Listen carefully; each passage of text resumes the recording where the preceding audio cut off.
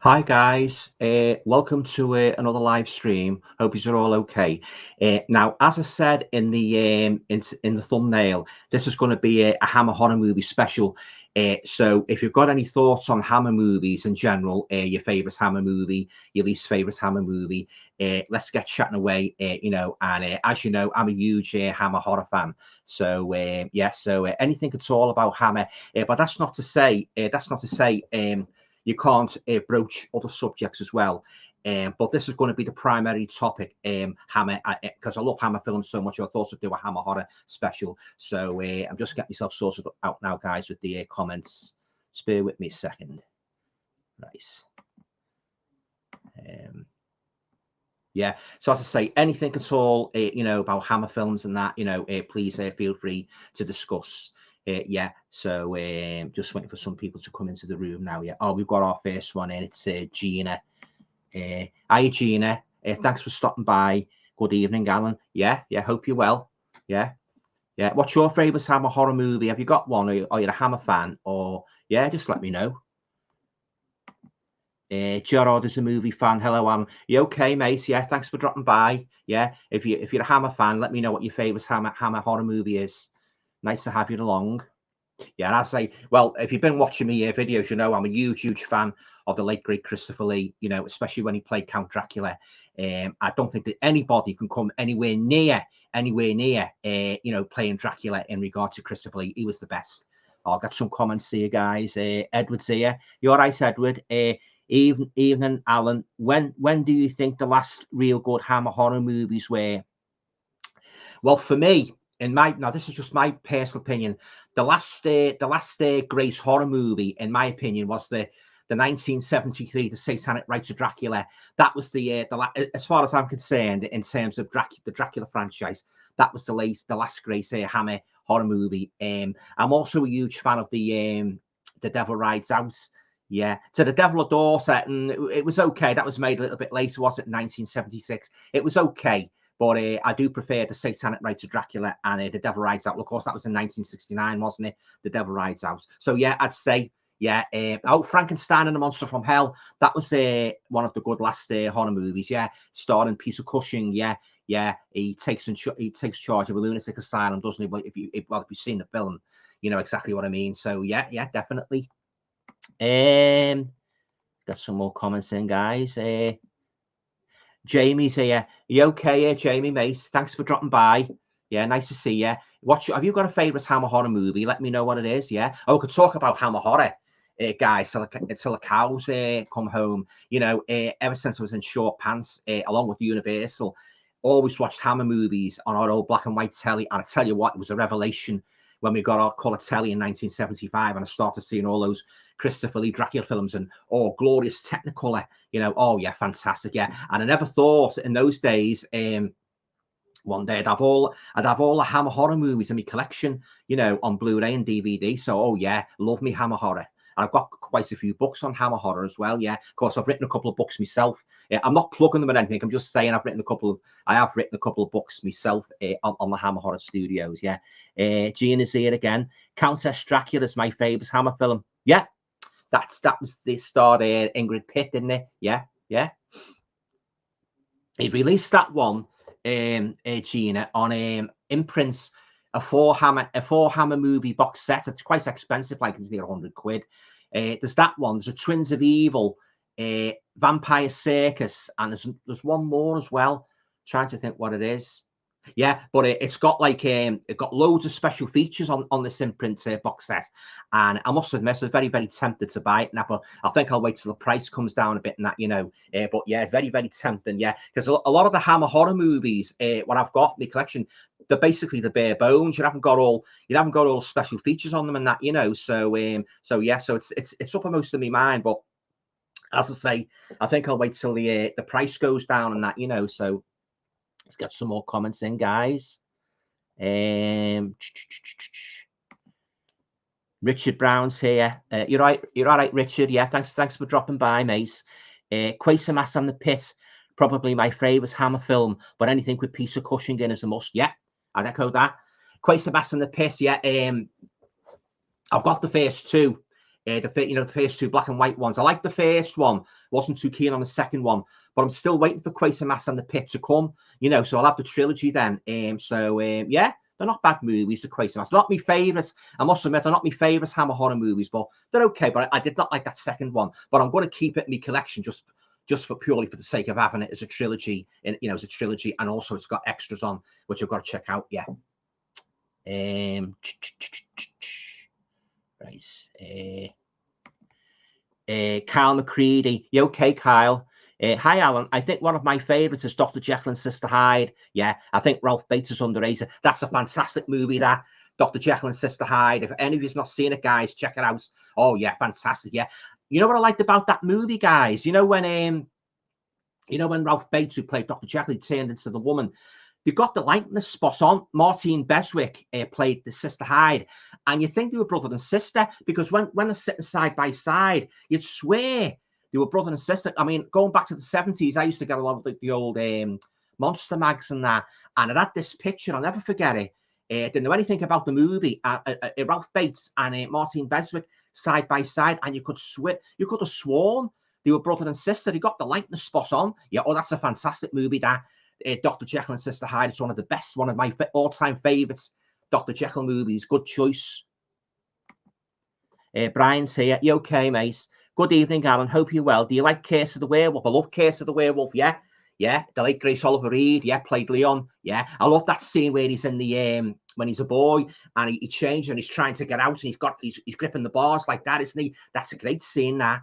And it's fantastic, yeah. And a transformation as well. They got that spot on where he was in the cell, locked up in the cell and that. And when he changes and that, you can feel it, his cellmate's fright. All the way they've done that really good, that, guys. Yeah, that's after Lon Chaney Jr. Lon Chaney Jr.'s werewolf movies. I think that's me. Of course, you've got to remember American Werewolf in London, but that's right up there with Lon Chaney's werewolf movies, American Werewolf in London and The Curse of the Werewolf. Yeah, now that was funny you should mention about that Curse of the Werewolf. In regards to Hammer's continuation of horror characters, they seem to have neglected the werewolf stories for some reason. I don't know why that was, but they never, as far as I can recall, they never made another werewolf movie. So yeah, don't know why. You're right, Tony Crosby's here. Hello, Alan. Hope you're well. I'm fine, thanks, To. Hope you are as well. I'm a massive Hammer and Amicus fan. Love Amicus, yeah. I've got them all on DVD. My favourites are Hands of the Ripper, that's a good one, yeah, and Taste of Blood of Dracula, fabulous movie. Also got a lot of books, including yours. Oh, yeah, Taste of Blood of Dracula is one of my all-time favourites. Well, not just one of my all-time favourite Chris Lee Draculas, it's one of my all-time favourites Hammer horror movies in general. Absolutely love the premise. I love everything about that movie. I love the beginning. I like where it carries on directly from Dracula's Risen from the Grave. It goes on to Roy Kinnear's character. He gets chucked out the coach, doesn't he? He sees Dracula in the forest, doesn't he? Riding on the cross and that. I love the part with Ralph Bates as Lord Courtly. The way he scoffs at that. The three businessmen. They're looking for kicks, aren't they? They're bored and looking for kicks. So Ralph Bates basically cajoles them into the occult, on the pretext of just sort of like they're going to be rewarded 1,000 times if they participate in this ritual. Just the pretext really for reviving Dracula, isn't it? Well, we all know what happened if we saw the movie. What Dracula does, that's a fantastic movie, that. I like the subplots as well with Linda Hayden, where she's got the dad. He's a grumpy old sod, isn't he? Yeah, he doesn't like seeing her boyfriend and that, and he goes to beat her and that. That's a great one, that. Fantastic movie, that one. Just bear with me, guys. You're right, Gina. Yes, I've got that set. Oh, you've got the imprint set. Oh, Grace. Yeah. As I say, like I'm thinking about getting that maybe for Christmas and that, because I love, as I say, a lot of the Hammer movies. What I've got, they're aggressively devoid of extra features and that. So yeah, I might just treat myself for Christmas. Excuse me, guys. I just get a swig. Yeah, but yeah, it's a nice set, that actually, that imprint set. Yeah, so definitely get that.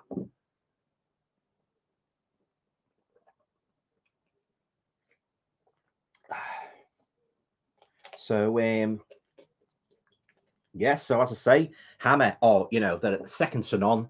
When it comes to making top class horror movies, I love everything about Hammer. I love the gothic setting. I love the color. I love the actors. Oh, yeah. And of course, he had some quite beautiful ladies in as well, didn't he? Yeah. Especially Veronica Carson. Yeah, who's sadly no longer with us. But, oh, yeah, love Hammer. Simon, film fan. You okay, Simon? Hi there, Alan. The Vampire Lovers is a firm favourite. Yeah, yeah, I'd certainly echo that, as it was the first one I saw as a child in the 1980s. That's a great movie, that. The Vampire Lovers. I've got the Scream Factory edition of that. With all the extras on and that. Oh, yeah, fantastic. Yeah, love the Vampire Lovers.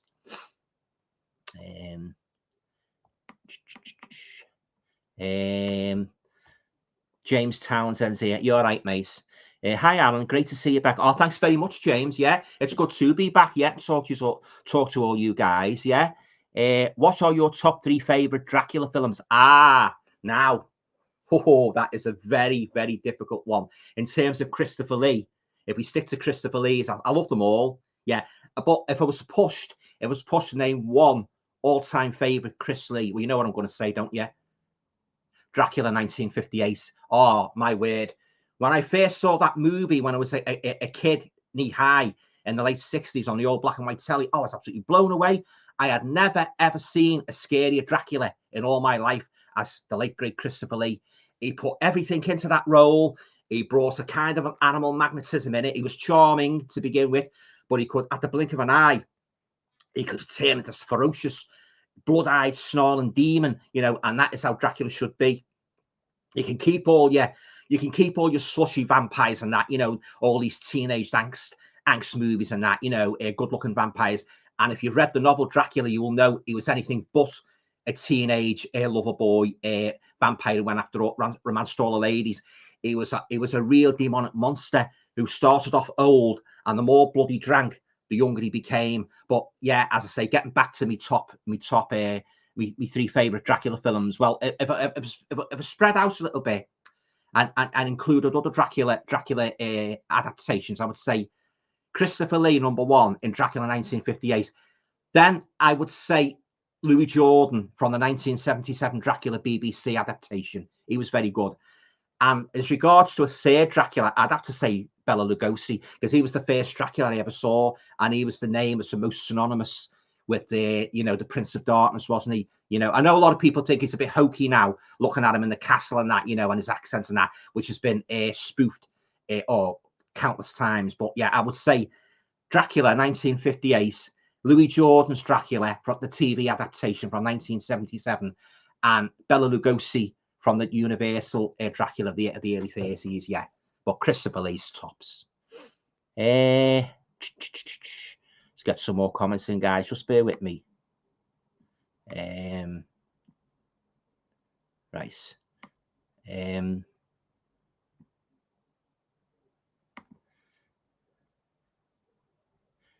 Right. James is asking me, Alan, what was your favourite Hammer? What was your favourite Hammer House of Horror episode? Oh yeah, that's easy. The one with the double doppelganger, the two faces of evil, I think it was called. Yeah, it's a fantastic one, that, where he's driving along in the country with his family and that, and this figure comes in the road, attacks him. He's got like this finger, it's got like a claw on it, and he attacks him and that, and he turns to dad. Well, he replaces the dad, basically, doesn't it? Well, you know what I'm talking about if you've seen it. He turns the dad into this monster. You know, that's a great one, that. Yeah, I like the one with Diana Dawson as well, The Children of the Full Moon. That's a good one. Yeah, and I love that series so much. That's why I've done a whole review of it on my YouTube channel. So if you've watched any of those videos, you'll know. You know what I mean? And like when I say, like, you know, I'll rank the episodes and that, but it's a fantastic series. That first watched that in the autumn of 1980, and it never again, just like the Hammer films, I never ever dreamed that one day I'd have it in my collection and that. Oh yeah, fantastic episode, that one, the doppelganger one. Oh, I like the one with Nicholas Spall in The House That Bled to Death. That's a good one as well. Yeah, it's very, very reminiscent of the Amityville Horror. Yeah, that's a good one. Yeah, but oh yeah, fantastic series. Yeah.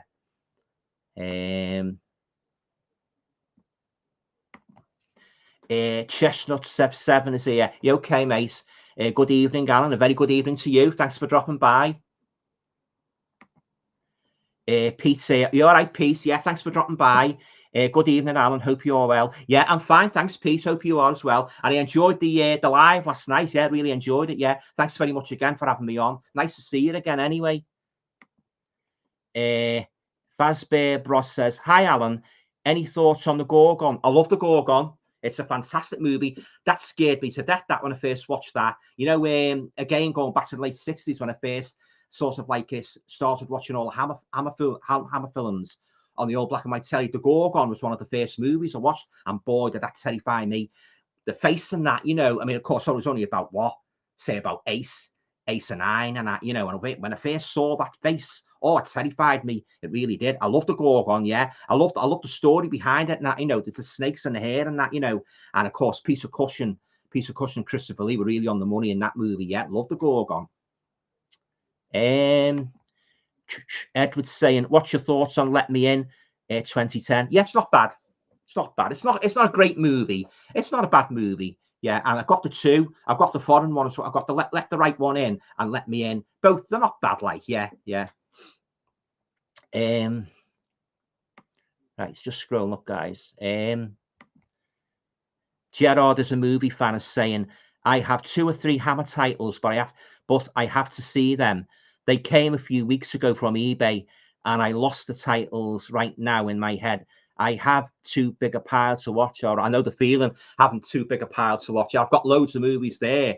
I was saying last night on Pete's live stream, I've got a lot of movies where I haven't watched and that, you know, so I've got to get round to them yet and that. But I think that's good, really, having a big sort of like pile and reserve and that, because you've got all those to choose from and that, you know, say you've got a comedy or you've got a thriller or you've got a really, really dark horror, and depending on the mood, what you're in, it could be a rainy Sunday afternoon. You could say to yourself, oh, I'll watch a Hammer movie, or, you know, I'll watch a comedy movie. And that. So I think that's a good thing when you've got a lot of movies, what you haven't watched, and something to look forward to as well, especially on Christmas morning. I usually get a lot of movies on Christmas morning, a big pile of movies and box sets. And it's a great feeling saying, oh, I've got all these to watch and that, you know, and if you've got like a box set included in that sort of like pile of Christmas presents, that's even better. But it's just the Alfred Hitchcock series. I got all them last Christmas and that, so I've still got to get through all them. Yeah. So oh yeah, I think it's really cool that having a big reserve of movies to watch. Yeah, it's great. Hiya James. Don't forget to review Night Gallery season 2. I've got mine on order. Oh, will do, James. Yeah, I'm hoping to start watching those episodes over the weekend and that. So once I've watched them all, I'll do a review of Night Gallery. Love Night Gallery.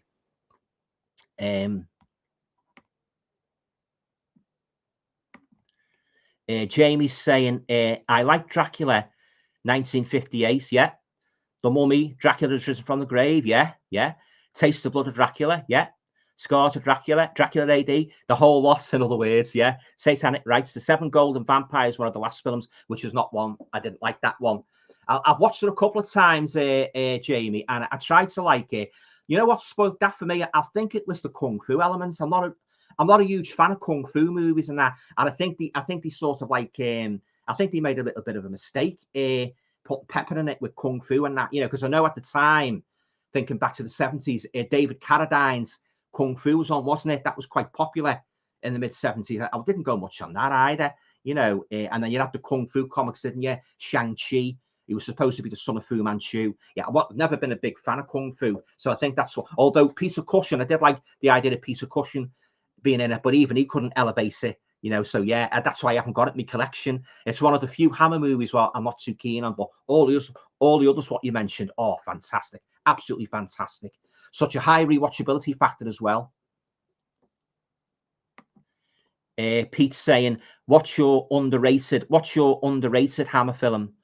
Underrated Hammer film, I would say, Pete, Taste of Fear, which is like that. I think that was made in around about, was it 1961, 1962? It was in black and white, and I don't really hear many people raving over that. It's a real good psychological thriller. If you haven't seen it, I won't give away the plot, but it's very, very good. It's got a good twist as well. So Taste of Fear, I think, would be most underrated Hammer horror movie. But having said that, it's more of a, if you know what I mean, it's more of a psychological thriller. So if you haven't seen that, Pete, check it out. It's very good. Taste of Fear. And also, it's got another title called Scream of Fear. So yeah, definitely worth checking out. Pete's asking me again, thoughts of Woman in Black with Danielle Radcliffe as it's a Hammer film. Oh yeah, Modern Hammer. I liked it. Yeah, I enjoyed it. Yeah, I love the setting, Eel Marsh House and that, you know. Oh, it's just out in the wilderness, isn't it? You know, it's miles away from everywhere and that. And oh yeah, I love that one. Yeah, and I like the TV movie as well. What they done? Was it 1989 or something like that? Oh, there's a big major jump scare in that piece. I mean, if you've seen it, you know what I mean. It was on BBC, but oh yeah, big jump scare. Yeah, I nearly wet myself watching that. Richard Brown, The Reptile was another great one off Monster. Yeah, I love The Reptile. Yeah. Oh yeah, fantastic. Yeah. Now that was one of the first Hammer horror movies I ever saw. The Reptile. Yeah. I think it was set in Cornish village, wasn't it? Was it made around about the same time as Plague of the Zombies? I'm sure it was made back to back. Love The Reptile. Yeah, something different from Hammer as well.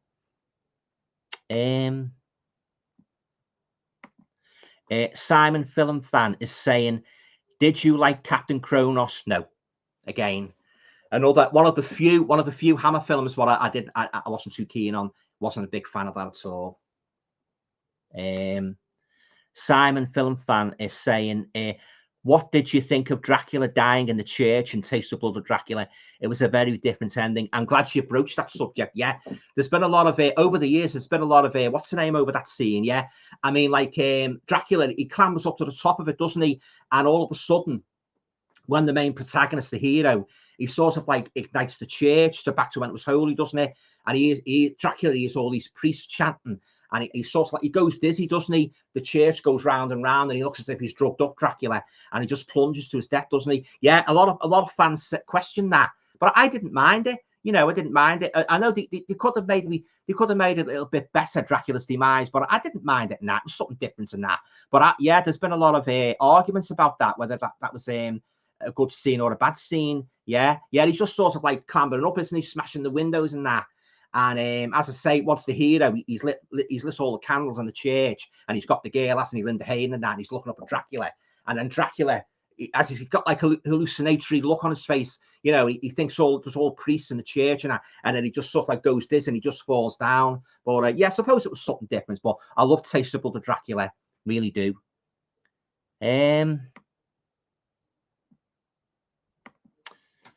You're right, so there's a great CD of the Hammer original themes out. It's brilliant. Oh, right, yeah. Oh, I'll have to check that out. Thanks for that, too. Carl's here. You're right, Carl. Hi, Alan. Just letting you know Vampire Circus on Blu-ray is out in October. Hope you well, by the way. Oh, thanks, Carl, mate. Yeah, thanks very much. Yeah. So Vampire Circus is coming out. Will that be on one of the Arrow labels? Or I've already got I've got Vampire Circus on an American release. I got about 3 years ago. But if this new one's gonna have extra features on, and if it's a new transfer, I might just buy it. Thanks for that. Yeah, thanks. Any new guys, any news at all about any new Hammer releases? Let me know. You know, and if you've got any ideas of the specifications, any extra features, yeah, I'm all ears. Yeah. So, oh yeah, absolutely love Hammer. I still wish that those great stars were here making those movies. You know. Peter Cushing, Christopher Lee, they had a great on-screen chemistry. Even in the non-Hammer movies, I thought they were brilliant. You know, they're right up there with Boris Karloff, Lon Chaney Jr., Bela Lugosi, all those top horror stars. Vincent Price, they're the big favourites of mine. Who I believe, talking about Taste of Blood of Dracula, Vincent Price was considered to be in that, but I think he was making another movie at the time and that. Yeah, but I'll tell you another thing, guys, about Taste of Blood of Dracula. Well, I'm very, very glad, very, very glad that they did, Hammer. Do you know that movie wasn't going to star Christopher Lee? They were going to sort of like make Ralph Bates the new Dracula. So that is why, from what I've read anyway, this is all what I've read from the horror magazines and horror books. Christopher Lee was an afterthought, really, because they were going to sort of like transport the role, ease Ralph Bates into the role, but people wanted Christopher Lee as Dracula, and also Christopher Lee himself said in an interview, you know, when it was announced that Taste of Blood of Dracula was going to be released, a lot of the executives were annoyed because Christopher Lee wasn't going to be in it, so he got on the phone right away and said, "You've got to do it," and Christopher Lee said, "I don't have to do it. I'm not going to do it, and I won't do it." And this is by what Christopher Lee said himself in an interview. I don't have to do it. You know, the way Christopher Lee used to speak, don't you? No, I don't have to do it, and I don't want to do it. But he kept on and on and on and on. And in the end, Christopher Lee, he relented and said, oh, but because he turned around and said, the executive that rang him up, he said, now, do you realize, Christopher, if you don't do this movie, you're going to put a lot of people out of work. So Christopher Lee relented, and he said in the interview, well, he said, I just had to do it. He said, because just think of all the people I would have put out of work, you know, if I hadn't have done that movie. So that's the story behind Christopher Lee's return to the role. But thank God, guys, he did do it. I'm sure you'll all echo. Thank God Christopher Lee did do that movie, because I could not imagine it would have been anywhere near. That's no discredit to Ralph Bates. I think he's a great actor, but it would have been missing Christopher Lee as the Scouser Dracula and the other 2 Dracula movies when he made. Just imagine if he hadn't been in them. Oh God. Oh yeah. Thank God he did. He did. Christopher Lee. James is saying, Alan, what is your favorite Hammer film of all time? Oh, now you're asking me. James. Yeah. Oh God, I've got so many.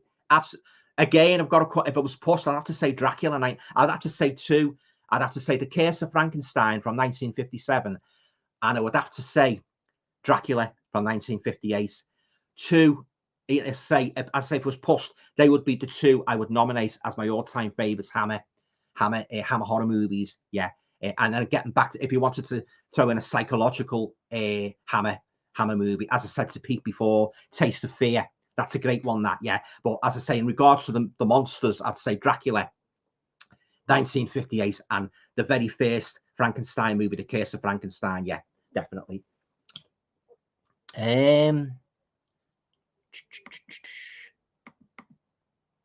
Right, just there. Brian's saying, my favorite Hammer films is Dracula, Curse of the Werewolf. Yeah. Hound of the Baskervilles is a great one. Yeah, that's a good one. That Peter Cushing's really on the money, isn't he? Playing Sherlock Holmes and that, you know. Oh yeah, and Christopher Lee, he's great in his role as well. Yeah, great movie.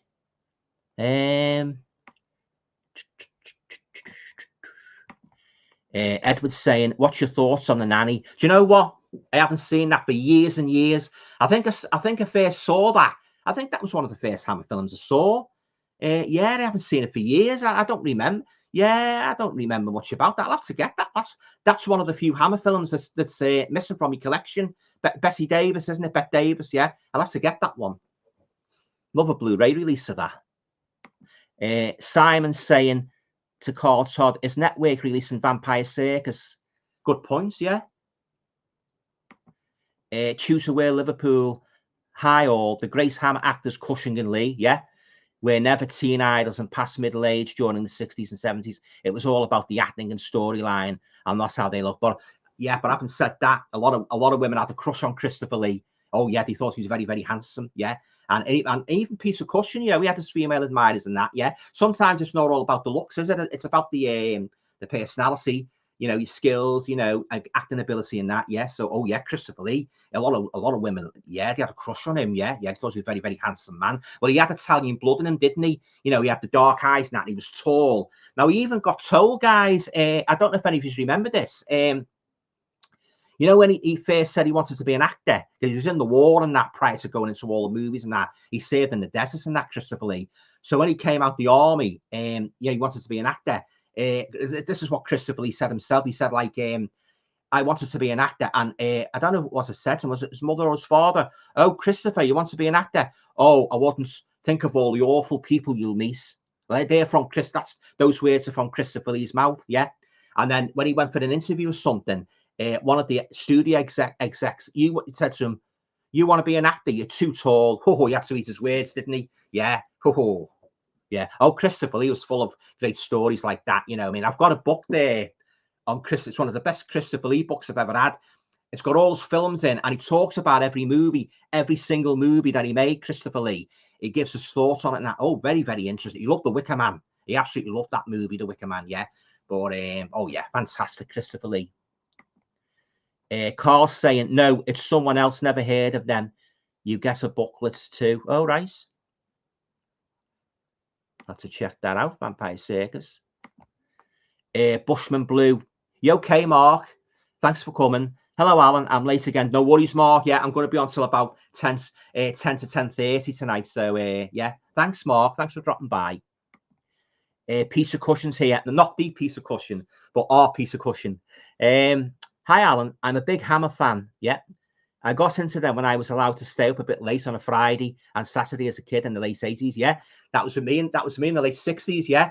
Yeah. My parents used to well, I lived with my nan for a while and that, you know, so she'd go to bed and that, you know, my auntie and that, and I'd stay up watching the Hammer films and that, you know, yeah. So and then again when later on, a couple of years later, when I lived to live with my mum and dad later on, I was a bit older then obviously and that, you know, so yeah, I used to watch them again and that with all the Amicus movies and that, such big staples, guys, of my childhood and teen years, watching all those fantastic iconic movies from Hammer and Amicus and Universal, yeah. Oh, yeah, the memories, guys, the memories. Tony saying, I love the House of Hammer and Halls of Hammer magazines. Yeah, I used to get them. Too, yeah. I've still got them. Only a few issues missing. Yeah, I haven't got them anymore, unfortunately. I wish I'd have kept them now. I used to love them. Yeah, fantastic. Yeah, and Christopher Lee and Peter Cushing would always feature prominently in them. Yeah, excuse me, just have a swig.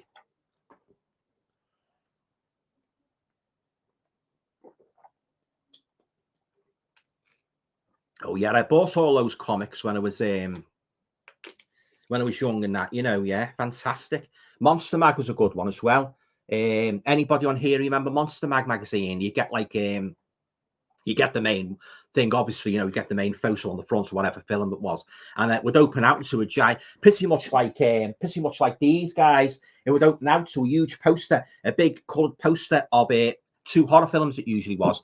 I remember having one with the Scars of Dracula in the poster, and one with Twins of Evil, and the Scars of Dracula one. There was one scene in that was excised, you know, cut from the movie, where Christopher Lee sort of like, you know, when he kills the girl. But if you've seen Scars of Dracula, you know what I mean, where he kills the girl on the bed with the knife and he laps her blood up. That was cut out. That was cut out.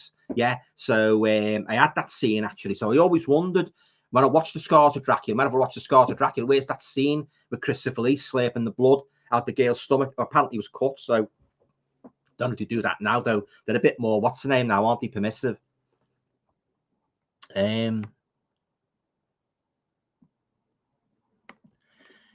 Leon's here. You're right, Leon. Thanks for dropping by.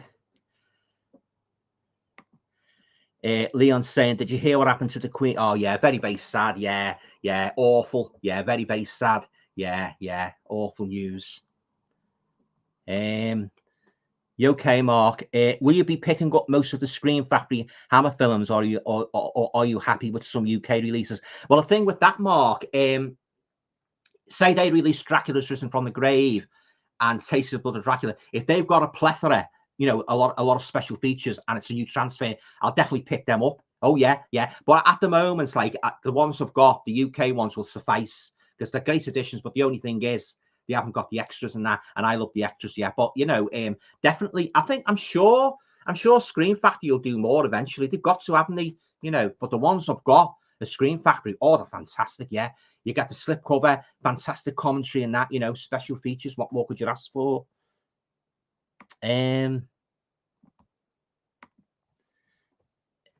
Fazbear Brothers. Hi, Alan. Have you got any thoughts on Plague of the Zombies? I love that one. Yeah.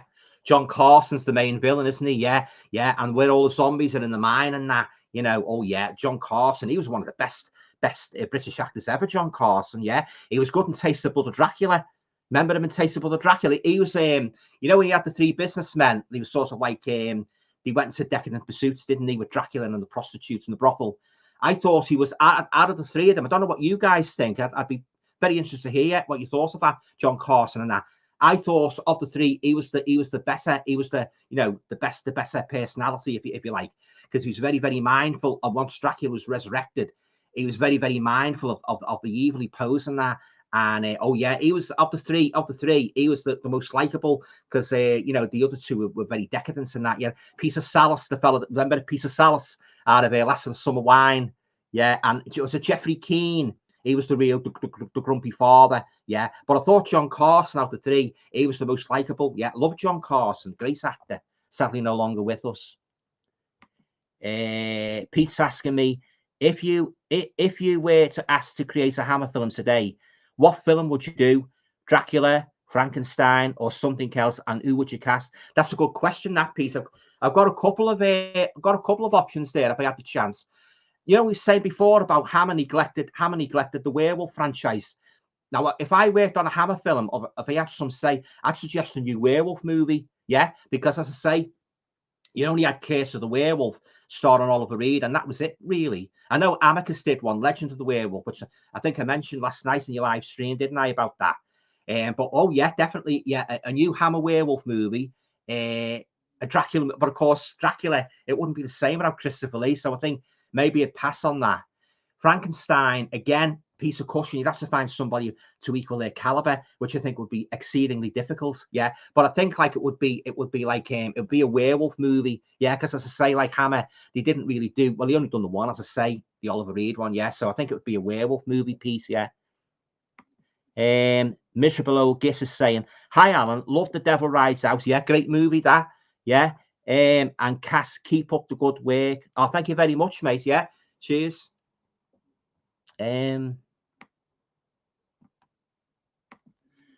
Jamie's saying, "What do you think of Plague of the Zombies, Alan? It's the only zombie film Hammer done. It's a great one." Yeah. When the zombies came out of the ground in the graveyard, man, hit zombie in head with spade. Oh yeah, that scared me to death. That part where the fella has to dream, they're all coming out the grave. Oh yeah, yeah. One of them gets behind, wasn't he? Grabs his throat. That's a great one. That, yeah, Plague of the Zombies. Love that one. That, in my opinion, and this is just my opinion, that's the best zombie movie I've ever seen. And after that, I would say Giorgio Romero's 1968 classic Night of the Living Dead. But definitely love Plague of the Zombies. Fantastic movie. Peter Cushion is saying, two things more the Hammer films for me. The heavy-handed film censorship of the BBFC. It really uses the films, yeah. And the uses of day for night photography. It's meant to be night and the sky is blue, yeah. Yeah, good points. Simon Film Fan, do you think Caroline Monroe is the top Hammer girl? Most of the fans seem to think so. Oh, she's right up there for me with Veronica Carson, who's my favourite, and Ingrid Piss. Veronica Carson, sadly no longer with us, but absolutely loved that girl. Oh, she was such a lovely lady as well. You know, she painted Christopher. If any of you guys don't know this, she actually painted Christopher Lee's portrait on the set of Dracula's Risen from the Grave. Yeah, he patiently posed for her and that. Yeah, got a couple of photos of that. Yeah, where she's painting them and that. Yeah, yeah. Oh, I love Caroline Monroe as well. Yeah, saw her real in the Liverpool HorrorCon about 4 or 5 years ago. I didn't actually meet her. I just saw her like signing autographs and that. There's a queue of people, and she's just walking around and that, you know. But oh yeah, love Caroline Monroe. Yeah, she's been in a couple of the spy films, hasn't he? James Bond and that, and a couple of the Land of Time Forgot, At the Earth's Core. Very, very versatile actress, Caroline Monroe. Yeah, one of the best in my opinion. Richard Brown is saying, favourite Hammer character actor, Michael. Oh, love Michael Ripper. Always played the barman, didn't he? Or the copper. Oh yeah, he was a Hammer stalwart. He was. Yeah. George Woodbridge. Now, and what roles did he play? George Woodbridge. I most probably want to see his face. I'll know who he is. But yeah, Michael Ripper. When you mentioned him, oh yeah, he's an icon. Him, isn't he? Absolute icon. Yeah, he was very good at playing these barman roles, wasn't he? And that, you know, very serious and that, and coppers and that. Oh yeah, no Hammer film will be complete without an appearance by Michael Ripper.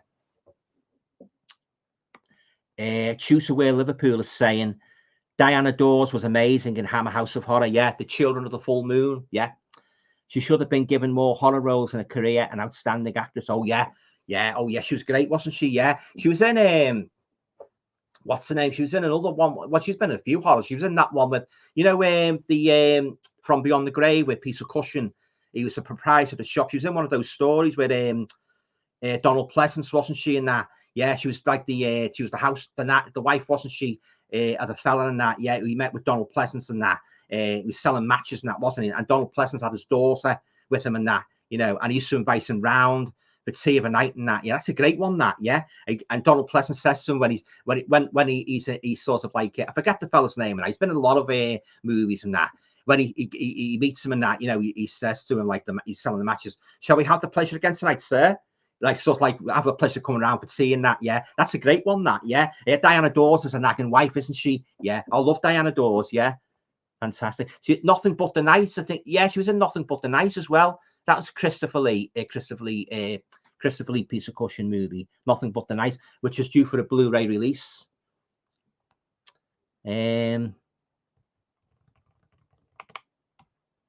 Peter Cushing is saying Hammer also made the 3 On the Buses films. They did indeed, yeah, and I absolutely love them. Some people think of them as horrors. No, they're not horrors, they're comedy. Yeah, I love them though. But although Stan and Jack did regard Blakey as a bit of a horror, they used to call him Dracula. You know, they used to be in the bus depot messing around and that, and Blakey, it comes skulking up, and Jack would say, "Here comes Dracula." Oh yeah, fantastic. Yeah, Stephen Lewis was on the money in that role, wasn't he, Inspector Blake? Yeah, and of course Reg Varney and Bob Grants as Jack. Yeah, fantastic. I love that. Simon is saying, "Hi Alan, you okay, mate?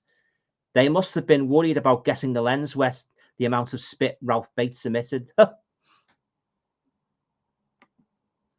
Carl Todd, Strawberry Media are releasing a Vampire Circus slipcover plus extras 50th anniversary edition. Oh, thanks, Carl. Yeah, I'll watch out for that. Yeah, yeah. Just get a swig.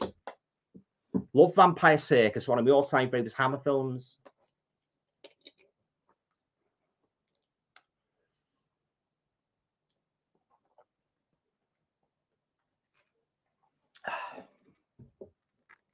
Yeah, so that's good news, that, actually. I've always wanted like a really good release of Vampire Circus with a pile of extras. So yeah, I'll be watching out for that one. Thanks for that.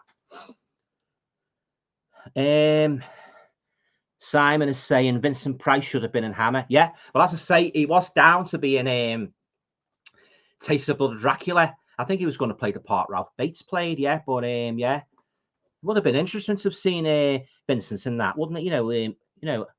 But of course, he was great in every movie, wasn't he? Right, just get the comments in now, guys, thick and fast. Yeah,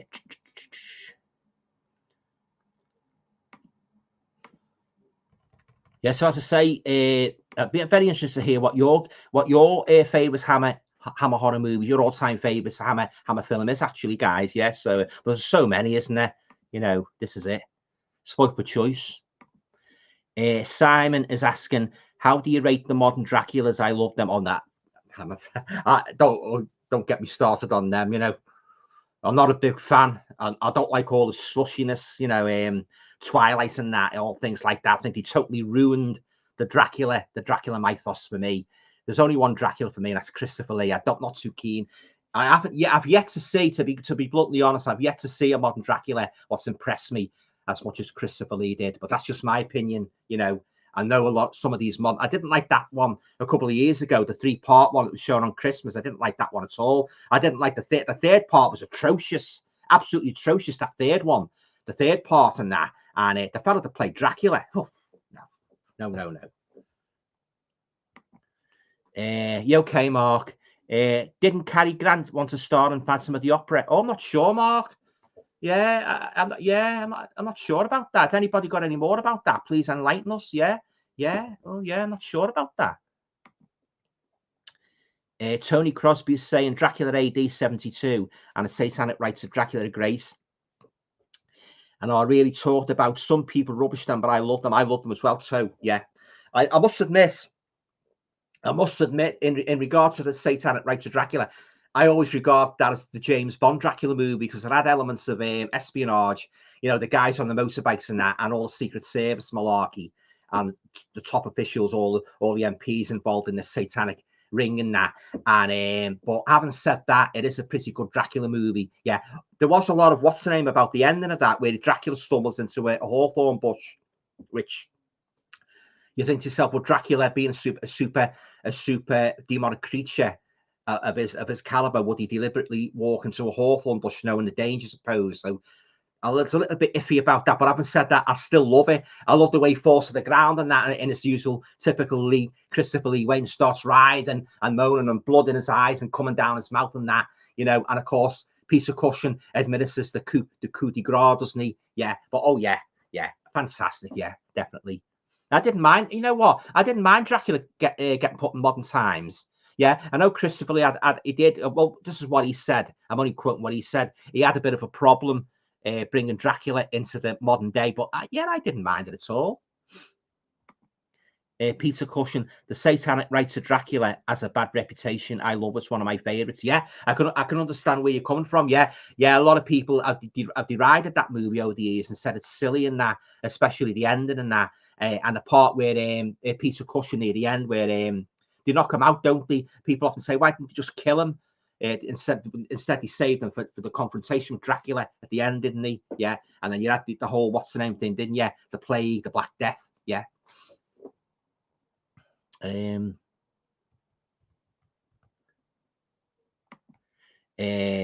Simon is saying, agreed, not as embarrassing as their reputation suggests. Who can resist Dracula as a property development? D.D. Denham, yeah. A delicious parable of our times, yeah. And he puts that accent on, doesn't he, Christopher Lee? In a satanic rites of Dracula, that foreign accent, D.D. Denham. And he's sitting there, isn't he? He's got his face obscured in darkness and that, you know. And then Peter Cushing comes in, doesn't he? And he sort of like tests, doesn't he? Yeah, doesn't he put the Holy Bible on the thing, and when he goes to move it, Dracula, he burns his hand, doesn't he? And then of course it reveals, and then doesn't it, who it is and that? Yeah.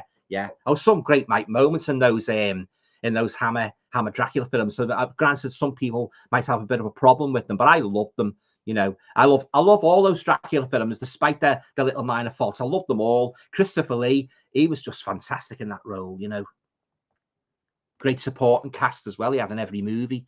You okay, Mark? To Simon Film Fan, I believe Hammer Studios have signed a deal with Network to remaster some of their films. So maybe Vampire Circus is the first one. Yeah, could be, Mark. Yeah. Right.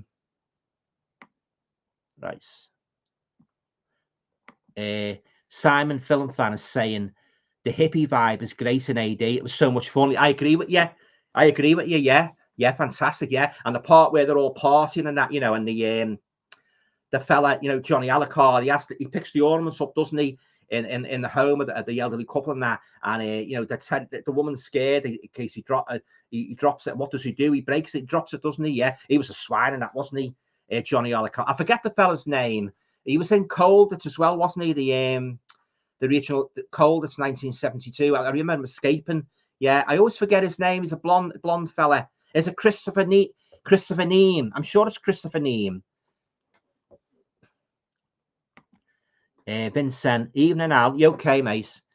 Big Hammer fan here. First seen them in BBC Two Double Bills on Friday nights. Yeah, good times. I love the Dracula series. Yeah, best ever. Satanic Rites in AD 72. Much underrated. Yeah, fantastic movies and that. And as I say, no problem at all with Dracula in modern times. You know, I thought it was quite. He sort of like give it something different, didn't he? After making so many films with us in the Victorian days, they tried something different and that, and yeah, I think it worked pretty well. Yeah, Grace, and of course they brought Peter Cushing back, didn't he? Yeah, I'll tell you what I did like, guys, in that Dracula AD. He had the where Peter Cushing. The cops go to him for advice, don't they, on the occult and that, and Peter Cushing goes into this like monologue about his ancestor. He fought the most evil vampire of all time, and he has this like drawing of Dracula, like a woodcut, doesn't he, on the wall of Dracula, and he looks over it and you see Dracula's face and that, sort of like summing up everything what had happened in the Hammer Gothic movies. When you looked at that drawing, it summed everything up, how evil Dracula was and how his evil was still sort of like felt in modern day London. Yeah, oh yeah, I say some fantastic moments in those Hammer Dracula movies we'll never forget. There's one unforgettable moment, guys. I'm sure you'll agree with me. You know, Dracula Prince of Darkness, where the four people go to stay at Dracula's castle, and one of them's called Alan, I think, played by Charles Tingwell. He hears a noise in the night, doesn't he? And he says to his wife, "Oh, it's Clove," and it won't be long. He said, "You stay here." And what does he do? He goes out investigating. clothes, got this big trunk he's dragging along, and of course he comes behind Alan, doesn't he, and kills him, and he strings him up upside down, slits his throat, and all the blood goes onto Dracula. Oh yeah, when I saw that scene, when for the very first time, oh, it frightened the life out of me. It really did. The way he done it and that, just slit his throat and that coldly and that, and of course, Dracula, when all the blood goes down into the esophagus. The big stone coffin, and you just see Dracula's hand coming out like as if he's like a naked hand, and that as if he hasn't put his regalia back on and that, you know. Oh yeah, awesome scene. And the part where in the same movie where Dracula, he goes into the room, doesn't he? I think it's with the girls in the room and that. It was a Susan Farmer, the blonde girl, and he opens his shirt, doesn't he? And he's got like his fingernail. He makes a slit in his chest, and he's going to pull the girl to drink his blood and that. Yeah, that happened in Stoker's novel, by the way. Yeah, oh, that's a great one, that Dracula, Prince of Darkness. And you got Father Sandor as well, sort of like taking the place of Peter Cushing. Fantastic movie. And talking of Peter, well, it's not Father Sandor. It's our Peter Cushing. Bruce Lee was Christopher Lee's younger brother. Not a lot of people know that. Oh, yeah. Pull the other one, it's got bells on. Brian Gilson, I think it could be Imprint that is releasing Vampire Circus. Yeah, as I say, Imprint done that for Hammer movie box set I was talking about before. It's got all the extras on and that. So I say it's still in my mind to get that. So if it comes down a little bit more in price, I might be tempted to treat myself. But if a Crimbo,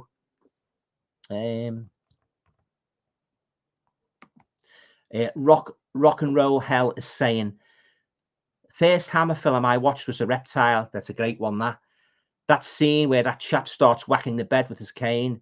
Strange that scene stuck out. I was about 8. Great film. Yeah, I love The Reptile. Tony Crosby, Vincent, loved the double bills on BBC Two. Happy memories as a kid. Yeah, I used to love the horror double bills on BBC Two. They'd show a black and white one, wouldn't they? And then they'd show a coloured one. Yeah, fantastic. So the memories keep flooding back, guys, when you do these live streams.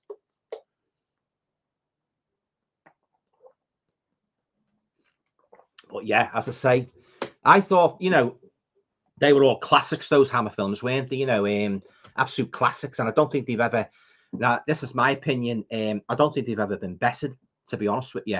The nearest, I'll tell you the truth, guys, in regard to vampire films, the nearest modern vampire film, in my opinion, was come closest to Hammer, is a film called Crucible of the Vampire, which was made by a company called Ghost Stock Films. Now, they're a very good company, oh yeah, it's a fantastic movie. That I've done a review, actually, a couple of videos back. I've done a review of that, Crucible of the Vampire, and it's got all the trappings of a Hammer, a typical Hammer horror movie. So, you know, get that movie, Crucible of the Vampire. I've got it on Blu-ray. It's a fantastic movie in that. It really is, yeah. And the producer, Amanda Murray, she was fantastic. You know, the way she put that movie together and that. And I've got another movie. I won't talk too much about it at the moment. So I've got another movie by Ghost Stock, but it's a TV series. It's in 4 parts. I'm going to do a review of that very soon, complete with trailer. So I won't say any more about it for the moment. So watch out for that.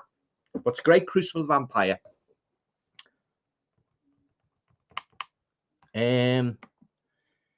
Cropsy 2019 is saying, hi Alan, you okay? Relatively new subscriber here, loving your channel. Thought I'd say hello. Oh yeah, thanks for dropping by. Very nice to chat to you. Yeah, thanks. Walk on, always believe. Watch it, Alan. Hope you're well. Oh, thanks very much. Yeah, I'm fine, thanks. Yeah. Hope you are as well. Chestnut 77 is saying, A Heritage of Horror by David Perry in 1973 was the first book on British horror films that I saw. Great book. I think that rings a bell. You know, I'm sure I rented that from my public library in the 70s. Yeah, because I used to rent a lot of those horror movie books out in the 70s and that. I was always at the library renting those books out and that. Oh yeah, I think it rings a bell. That I'm sure I had that out. Yeah, in the 70s. Simon Film Fan is saying to Brian Gilson, Strawberry Media, apparently. All right. Simon again is saying, did you prefer Stephanie Beacham as Jessica Van Helsing? That's a good point. I like them both. Yeah, I like them both. Yeah, yeah. Those two Dracula, modern Dracula films. Yeah, I like them both. Yeah, yeah, they're very good. Joanna Lumley was good as well in the Satanic Rites of Dracula. Yeah, yeah, I love them both. I remember Stephanie Beacham in that series, Connie. Yeah, very fine actress.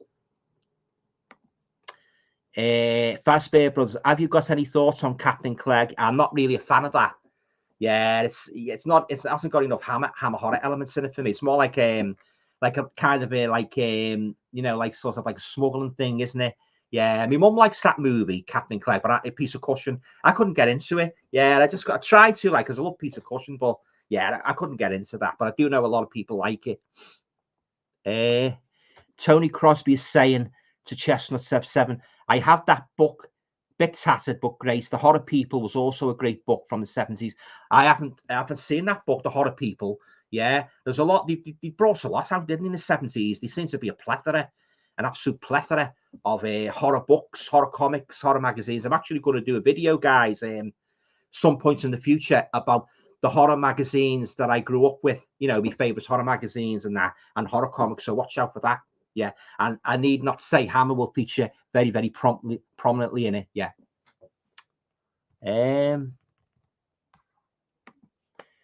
Ian Hill, The Ramblings. You okay, mate? Hi, Alan. I think when I watch Hammer horror films now, they have improved at age. Great memories from the late 60s. I still believe there is no bad Hammer horror films. All on in my collection. All right, so you've got every single one then, eh? Oh, good on you, mate. Yeah, yeah, fantastic. I'm glad you like all of them. Yeah, as I say, there's just a small few that I wasn't too keen on, but the majority, oh god, 95%. Oh, they were top class. Yeah, no doubt about it.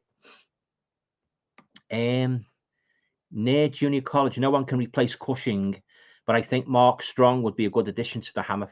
Mark Strong, he was an action man, wasn't he? Where you press his back and he'd do a karate chop. Mark Strong.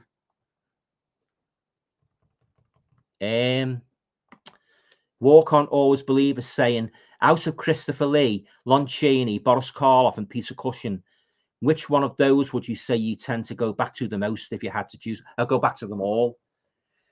But if you're saying Dracula, it would be Christopher Lee. If you're saying Frankenstein, well, of course, if you say Frankenstein, you've got Boris Karloff and Peter Cushing. Boris Karloff was the best Frankenstein monster, and Peter Cushing was the best Baron Victor von Frankenstein. So yeah, what's the other one? Lon Chaney, the Wolfman, of course. Yeah, yeah, but yeah, difficult choice that. Yeah, yeah, I love them all. Yeah. Cropsy 2019 is saying Madeline Smith is the #1 Hammer girl for me. Love Madeline Smith. Yeah, she's fantastic. She's in the Frankenstein and the Monster from Hell, isn't she? Yeah, yeah. And she's a couple of others she's made as well. Yeah, love Madeline Smith. Often makes an appearance at the horror cons. Yeah, yeah, great lady. Peter Cushing is saying one of the top 10 Hammer films, Quatermass in the Pit, 1967. I'm waiting for that one. I've ordered the Scream Factory special edition of that, so I'm waiting for that from Wow HD. Any of you guys order from Wow HD? Yeah, so I'm waiting for that. But I've got the other, as I said before, I've got the other two Quatermass ones, but I didn't like the second one, but I'm going to keep it because I have the trilogy then, and at some point I may revisit it. But yeah, I don't know what you mean about that third one in colour. That's a good one, that.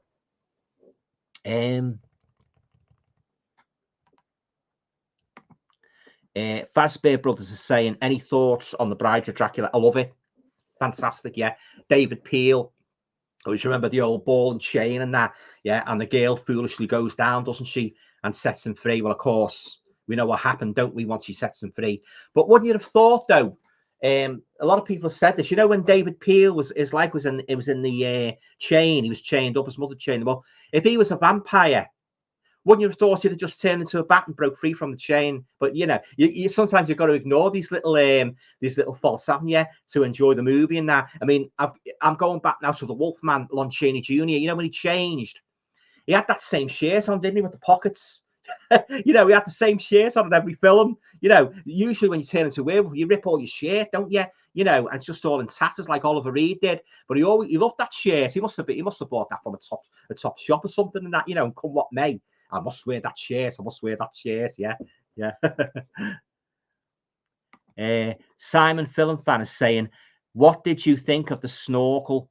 I thought I love that one. I've got that one in the Hammer box set, the Indicator. It's a great one. That it's more of a murder one, isn't it? Yeah, yeah. I thought it was a great suspense thriller. It's great. That's Simon. Yeah, I like the snorkel. Yeah, yeah. I've got a couple of those Indicator box sets. Yeah, some of them a little bit of hit and miss. Yeah, I didn't buy that one with the pirates. Yeah, that's another guys talking about the few Hammer films I don't like. The pirate ones, I'm not too keen on them. And the Sword of Sherwood Forest. Any thoughts on those guys? And if he's like them, I don't like them.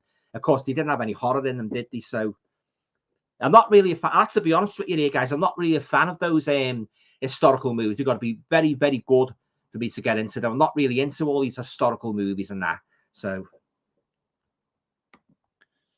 Fazbear Brothers, what is your favourite? What is your favourite? What favourite Hammer film? Favourite monster? Favourite what? Jamie's saying, when I used to come in from the bars, nightclubs, I'd have a takeaway and watch the Hammer horror films on my own, usually Christopher Lee. All the horror films. Anyone else recall this? Oh, I used to, yeah. I used to watch the horror films even when I got to my 20s and that, when I'd been out for a night on the town. You know, if I got in a little bit early and I didn't have any work to get up for the next day, I put a Hammer film on. Yeah. Oh, yeah. Fantastic. Yeah. Those were the days, my friend, as Mary Hopkins says. Fazbear Brothers, what is your favourite Hammer? My favourite Hammer. What is your favourite Hammer actor of all time? It's got to be a tie. It's just got to be a tie between Cushing and Lee. I can't put one over the other. I love them both. Fantastic. I love Christopher Lee as Dracula. I love Peter Cushing. I love Peter Cushing in anything like Christopher Lee. But in terms of Frankenstein, he's the best man in Frankenstein. So yeah. So if we talk about the ladies, my favourite Hammer actress would be Veronica Carson. So you've got a number one there. My all-time favourite Hammer actress is Veronica Carson, closely followed by Ingrid Piss. Yeah. So and of course I like Madeline Smith as well, but Veronica Carson, she's my number one Hammer lady. Chestnut Seb 7 is saying, Tony Crosby, yeah, it took me 30 years to get mine. Always being told it was out of print. I got 2 now. Haven't seen the Horror People. No.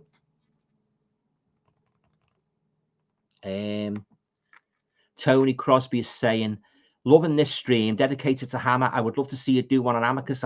Oh, you took the words right out of my mouth. I've got that next. I've got to do that in a couple of weeks' time. All the Amicus films. Yeah, so stay tuned. Yeah, my God, you're a mind reader. Yeah, I love Amicus. Yeah, I love me horror anthology movies. Yeah, thanks very much for that. You okay, Mark? Bushman Blue. If Hammer were to do another film today, I would like them to do an anthology film. Yeah, exactly. It would be very interesting, Mark, to see how they do it, and that, you know, they were sort of like recapture the magic of the the old Amicus anthology movies, what I so love. That's a good point. Yeah. So Hammer do another movie. I'd love to see them do, like you. I'd love to see them do an anthology movie. Yeah. Good point, Mark. Simon Film Fan is saying, thoughts on Barbara Shelley? She was terrific in Prince of Darkness. You took the words right out of my mouth. Yeah. Oh yeah, the way she got turned into that vampire. She was, when it first started off, she was this prim and proper lady. She was very, very apprehensive, wasn't she, about going to Castle Dracula? Don't know how many warnings they have in that movie, guys. You know, don't go up to the castle, don't go up to the castle. But Barbara Shelley, she was really on the money. And the part where she turned into the vampire and he held her down and that, and she was screaming her head off. Oh God, that was a scary scene. That, you know, she's really possessed, wasn't she? Screaming her head off and that. She turned into this, her hair, she got put all her hair down and that. You know, she turned to this like luscious vampire woman, didn't she? From a prim and proper English lady traveling abroad. She turned to this ravenous, sexy, blood-sucking vampire. Oh yeah, I love Barbara Shelley. Brian Gilson, do you like the Karnstein trilogy? I love the Karnstein trilogy. Yeah, fantastic. Yeah, Grace. Ian Hill Ramblings. I'm a massive fan of Doctor Who, and particularly the second Doctor, played by the brilliant Patrick Troughton. Great to see him in Hammer Horror as well as the classic The Omen. He was fantastic in The Omen, wasn't he, as the priest? Yeah, and he's equally fantastic as Clove in the Scars of Dracula. Yeah, oh yeah, fantastic actor, Patrick Troughton. Not a big Doctor Who fan, I must admit, but I love Patrick Troughton. Bushman Blue is saying, I know this is about Hammer, but what are your thoughts on Amicus? I love Amicus, Mark. Absolutely love them. They're right up there with Hammer. My favourite Amicus horror anthology is Tales from the Crypt. Every single story in that is top class. And the saddest one, I've said this before, the one with Paul, Peter Cushing when he plays the ill-fated Arthur Grimsdyke. Oh, yeah. What that neighbour across the road done to him and that, you know, he was only a kindly old man, wasn't he? You know, and he drove him to suicide and that. And of course, well, he gets his revenge, doesn't he? A year later, he comes back from the dead. But oh yeah, and the part in the Patrick McGee in the Blind Man Zone with the razor blades, that horrible Sergeant Major, and he took over the home, didn't he? He was bullying him and that. And the blind folk got their own back on him. They got the dog in that, and he starved the dog and he put it in a cell. Well, you know what I mean, don't you? Seen the story? And then he put him, the Major, in a cell, and then he let him out, don't he? And the dog's ravenous, so goes for him, and he's got this passage of razor blades and that. Oh yeah, fantastic! Yeah, I love that one. I like Vaults of Horror as well, with it in the lift and that, and you go down, and it's got like these. There's a table's been set in this posh room, and they're all sitting around talking about their nightmares. That's a great one. That I love Amicus and that. Yeah, as far as I'm concerned, Mark, they're the kings. They're the kings of horror anthology. Yeah, love Amicus. Chestnut 7 said, a friend of mine got a gift from his brother years ago. It was 2 tie pins that were Peter Cushing. He got them at an auction. Oh, Peter Cushing's tie pins. Oh, that's cool. Yeah, it's great. That. Yeah, fantastic. I bet you guys, there's many horror fan that's got letters from Peter Cushing and maybe Christopher Lee, because I know Christopher Lee had a big fan club. But yeah, I'm sure I read somewhere one of the fans has got a couple of letters from Peter Cushing. Yeah, because he must have got a lot of mail, didn't he? You know, being such an iconic actor. Hang on, it's Jamie. You okay, Jamie? What do you think, Alan? Killed Dracula when he fell from the window onto the what do you think it killed Dracula when he fell from the window onto the altar? Oh, I presume you're talking about Taste of Blood of Dracula now, Jamie. Yeah, I thought it was the candlesticks or the cross of Jesus on a cloth on the altar. Well, do you know what? I think it was a combination of everything, Jamie. I think it was the evocation. I think it was the evocation of the priests chanting. I think it was the general holy atmosphere that was evoked by the hero when he sort of like reset the church, didn't he? It was desanctified church, wasn't it? Very, very old church. And I must say, I love that location in that movie. Yeah. I think it was a combination, Jamie, of everything. Yeah, everything really. Yeah. Richard Brown, was X the Unknown a Hammer film? Can't remember now. Do you know what I think it was? I think it was. I haven't seen it. I think, yeah, similar to Quatermass, I think, yeah, but I haven't seen it. But very much from what I've read, like it's very similar to Quatermass. Nerd Junior College, Duncan Regger played a good Dracula in 80s Monster Squad. Owes a lot to Hammer, Ruthless. I've got to get the Monster Squad on Blu-ray. Yeah, I saw it many years ago. Well, I say many years ago. I rented it out in the early 90s on VHS, but I don't remember too much about it. But it's like a nod, isn't it, to the Universal monsters, the Wolfman, Frankenstein, Dracula, the Mummy. Yeah, I've got to get that on Blu-ray, but I'm going to get one with the special features as well. So yeah, it's good, the Monster Squad. X the Unknown was Hammer's 3rd film after Quatermass 1 and 2. Oh, right. So that was the 3rd film. So they made that after the 5th. I always thought they made that before the first Quatermass. But yeah, you learn something new every day, don't you? I have to check that one out here, Jamie. Chestnut 7 is saying, to be honest, I don't really think Satanic Rites of Dracula was that good. I like AD 1972. I got it a while back. It's a good one. Dracula Day in AD 1972. And funnily enough, a lot of Hammer fans do prefer that to the Satanic Rites of Dracula. It is a good one. I love the. I tell you what I like in that one, especially Dracula AD at the start, where it starts off and it's 1872, where Van Helsing and Dracula, they're having a fight on the coach, aren't they? And it's going through the park, one of the parks in London, and they're battling to the death. Really, coach overturns, and then Dracula's on the ground, Cushing's on the ground. I love the part where Dracula's face slowly comes around, doesn't it? From behind the coach, oh, really evil face and that, all bloody and that. And Peter Cushing's there, he's lying off. Well, he's semi-conscious, isn't he? They have a battle and that, and poor Peter Cushing dies. And of course, Dracula dies and that. And it makes you wonder, Hammer had done another film, the prelude, what led up to that confrontation. A lot of Hammer fans have said this. That sort of scene at the beginning makes you wonder what led up to it, what Dracula had been doing exactly. They could have made another Hammer film in between there, couldn't he? Yeah, I would love that. Well, I do like Satanic Rites, but as I say, I always regard that as a kind of a James Bond Dracula movie. Yeah, but I love them both at the end of the day. Tony Crosby is saying, 2 great photos I remember as a kid in books are Lee impaled on the cartwheel. Oh, yeah, I've seen that one many times. Yeah. And Lee staked in his coffin screaming. Yeah. Fascinated me as a kid. Yeah. I know what you mean. Tony. Yeah. That part where I had a book from the library. That scene was in it where he's impaled on the cartwheel, but he sort of like turned it so that he was standing like that instead of on the ground. They've done something with the photo prior to Photoshop days, of course. Manipulated the photo to make it look as if he was standing level. Yeah, but I remember. Yeah, I've seen that photo many times, Tony. Chestnut 7 is Richard Brown. Yeah, it was a Hammer, right? Jamie's saying, after the Satanic Rites, Alan, when Van Helsing kills Dracula, he picks up Dracula's signet ring and blows the dust off it. I thought this was setting things up. That's a good point, that, Jamie. I thought that. Yeah, I thought it was definitely going to be another Dracula film, but maybe. Oh yeah. At one stage, I mentioned this on Pete's Live last night. They were going to do that plans to do a Dracula Goes to India right after that, but Christopher Lee, of course, he didn't want to do anymore. He wanted to hang his cape up, didn't he? And maybe they thought, like, if we can't get Christopher Lee, we won't bother. We'll just do the Legend of the 7 Golden Vampires. But yeah, I thought that Cushing picks the ring up and that. Yeah, I thought we saw they're going to do another Dracula. Maybe they were, and maybe they assumed they had the preconceived notion that Christopher Lee would accept it and that they hired his salary, but didn't come to fruition, did it? But I take your points.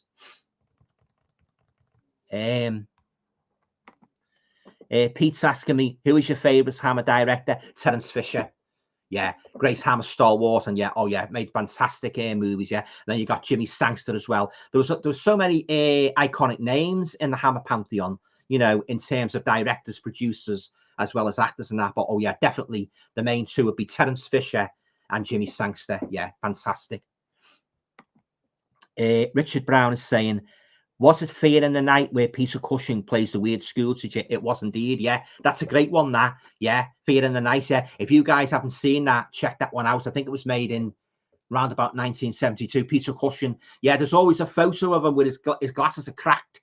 Yeah, he has this he's like a weird schoolmaster, and you think he's got like pupils in the school now, but it turns out it's tape. I won't go on too much about it in case you haven't seen it, but he's playing these tapes and that, and you think there's pupils in the school, but the school's it's bloody deserted, the school. That's a great one, that Fear in the Night. I love that movie. A great twist at the end as well. Grey Man, hey all, you okay, mate? Thanks for dropping by. Brian Gilson is saying, have you seen the documentary Flesh and Blood, The Heritage of Hammer? No. It's that I bought that Frankenstein and the Monster from Hell second. There's a documentary on there. I think that might be the one, Yeah, Flesh and Blood, The Heritage of Hammer. Correct me if I'm wrong, guys, but I'm sure that's on the second site release what I just got. Yeah, definitely worth checking out. I have got while we're on the subject of Hammer, sort of like the Hammer stuff like sideline movies and that, the documentaries and that. I have got one, but it's very, very poor quality. It's got it's got all the Hammer stars, Christopher Lee, at a convention, Veronica Carson, Christopher Lee. But when they're talking, you can hardly hear what they're saying. The microphones, it sounds very bad. That's not a very good one. And that, I forget what it's called, but the sound's very bad on it. You see them at a horror convention and that, and Christopher Lee and Veronica Carson, a couple of other Hammer stalwarts and that. Don't think Peter Cushing's there, but the sound's very bad on that. I don't think that's the same one. Peter Cushing on Vampire Circus, the director went a few days over schedule. All right. So Hammer shut down the production, handed the footage to the editor, and said, "Make a film out of this." All right. Yeah, you learn something new every day, don't you? Brian Gilson to Simon Film Fan, thanks. Right. Jamie is saying Andrew Kerr played a good Father Sandor. He did indeed, Jamie. Yeah, yeah. In Prince of Darkness, yeah, he plays the priest well. Yeah. Funny where he lifted up his robe, heated his backside by the fire. One of life's eight pleasures, drinking claret. Yeah. Tony Crosby to the Grey Man. Hello, mate. The Grey Man. Quatermass is a great character. A shame he isn't being used by anyone now. Wow, well, you never know, do you? You know, they're remaking virtually everything under the sun. So I'm sure at some point a film producer will say, do you know what? We'll make a new Quatermass movie. I can see it. I can see it now. I can even see a Quatermass TV series. Yeah, it's bound to happen. It's bound to happen. No, John Mills did a series, didn't he? Was it in the late 60s? I never saw it, but and I think, didn't he do one in the 50s as well? I don't really know too much about Quatermass, but I know John Mills played him. Yeah, so yeah, there you go. Simon Film Fan is saying, what did you think of the Evil of Frankenstein? I love the Evil of Frankenstein. Yeah.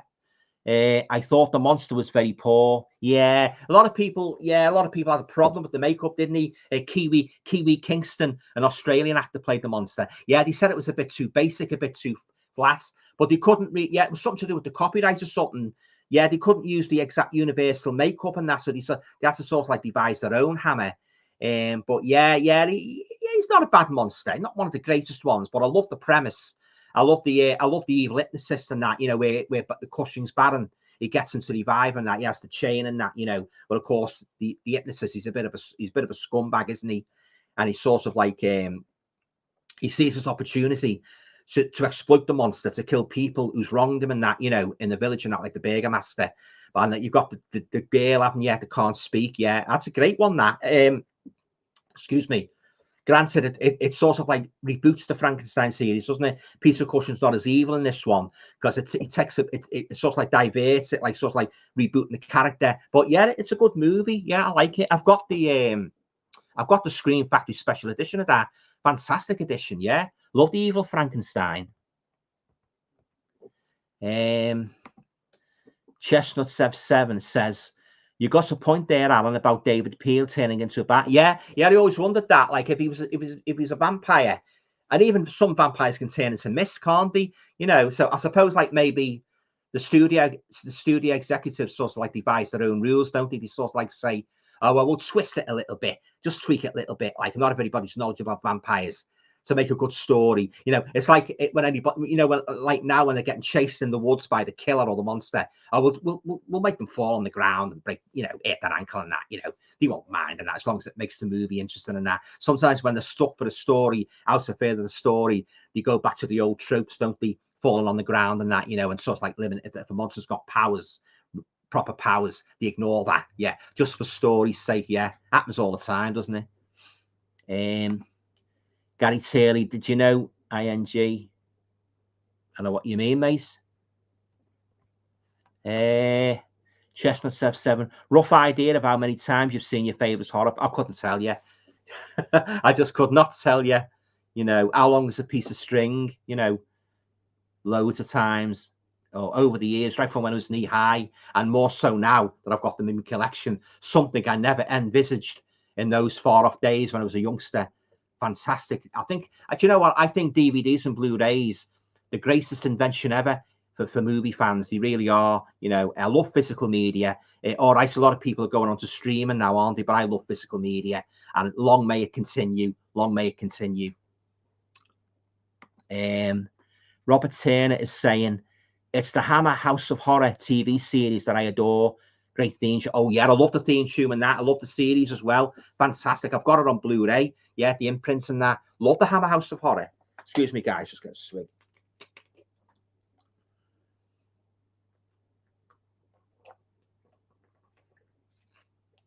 But yeah, I did read actually at one point they were going to make a follow-up series to that. And of course, it was first screened in autumn 1980.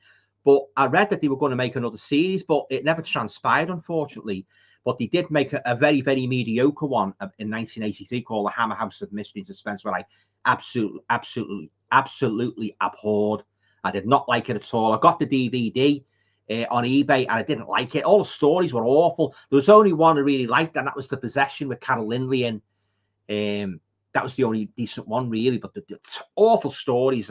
You wouldn't think they were Hammer Productions, to be honest with you. But the Hammer House of Horror is top class. One of the best horror series ever shown on British TV, in my opinion. The Grey Man is saying, how about the Matthew Hopkins Witchfinder General? Was that Hammer? I don't know. That was Tygon, the Witchfinder General with Vincent Price, another one of my favourites folk horror movies. Yeah, I love that one. Peter Cushing, The Asphyx was a very Hammer-esque film.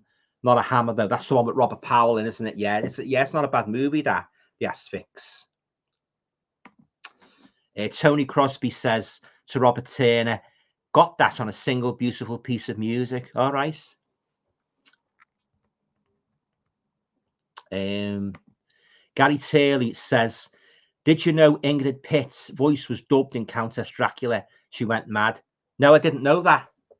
Didn't know. Although I do know Hammer did sometimes from time to time.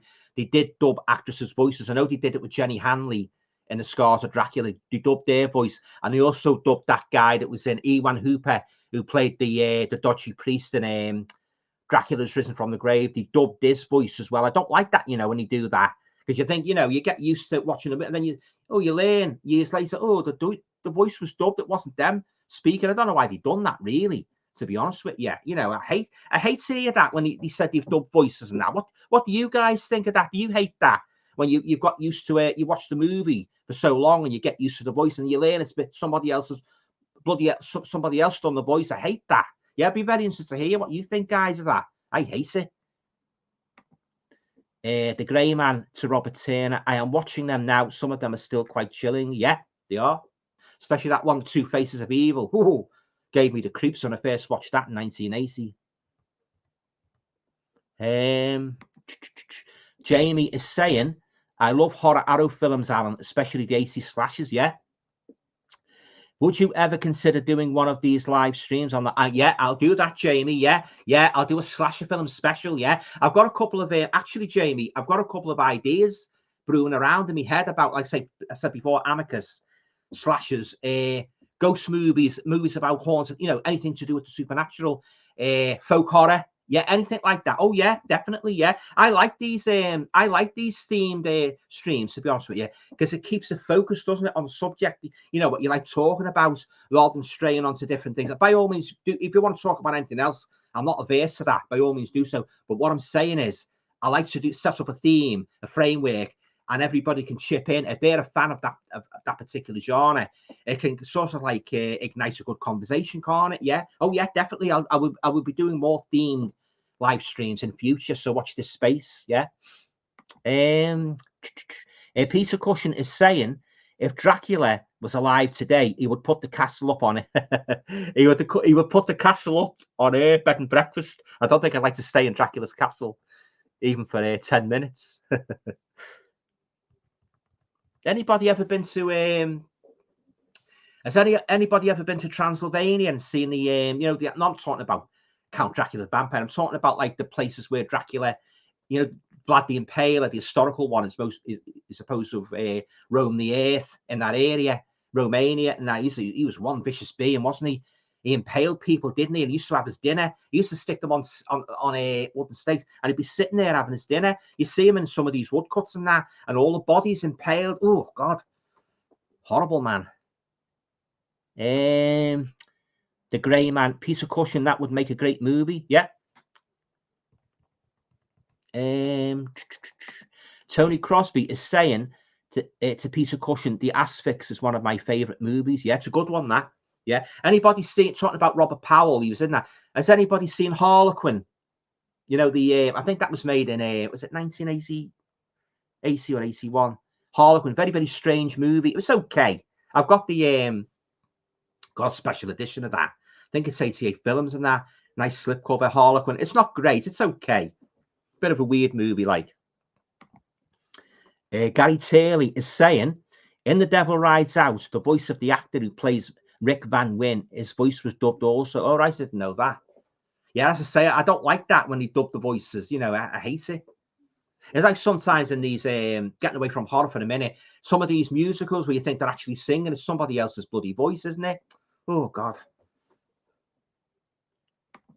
The Grey Man. I remember that one with the dog and the razor blades. Yeah. Oh, Tales from the Crypt. Yeah, that's a great one. That. Yeah. As I say, yeah, a lot of those Amicus anthologies were based on the old DC comics of the 1950s. Yeah, I've got a big book on those comics and Tales from the Crypt.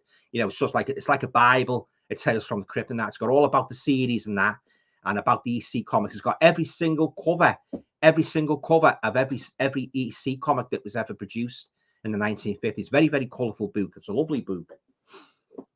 The Grey Man to Chestnut 7, they are probably cursed. Robert Turner says, you are right about Tales from the Crypt. Every story is strong. Yeah. That's just unusual. Every Christmas I watch all through the house. Yeah. Oh, yeah. Joan Collins and that, and Psycho Santa. Yeah, the little girl inadvertently lets him, you know, not knowing he's a bloody psycho, just escaped from the, you know, an asylum, lets him in and that. That's a great one, that. Yeah. I like the, I tell you what I like about that segment. And starts off, it's got a real good Christmas atmosphere, isn't it? It's got like all the carols on, got the carols on the radio and the Christmas tree, and it's all Christmassy, but you've got the dark contrast of the horror that's about to unfold with Joan Collins, husband's reading the paper, and all of a sudden you see blood spattering over the paper, and she kills him, doesn't she? And she's just like tries to hide his body in that, and of course it comes on the radio about the Psycho Santa escape from the loony bin. Yeah, they also done a modern version of that. I don't know if you guys know this. You know, the Tales from the Crypt series that was produced in the late 80s, early 90s, that had the puppets, you know, the puppets in the framing story. They remade that segment as they did for a couple of them, and that was even more vicious. Yeah. So, and the Santa Claus, he was horrible. He was a real nasty piece of work. He was really facially repulsive. He really was. Chestnut 7 is saying the Grey Man, he's still around. Yeah. Whoever that may be. Simon Film Fan. They dubbed Carol Monroe as Kronos as well. Yeah, I'm not a big fan of that one, Kronos. Just have a swig, guys. Yeah, I'm not a big fan of Captain Kronos.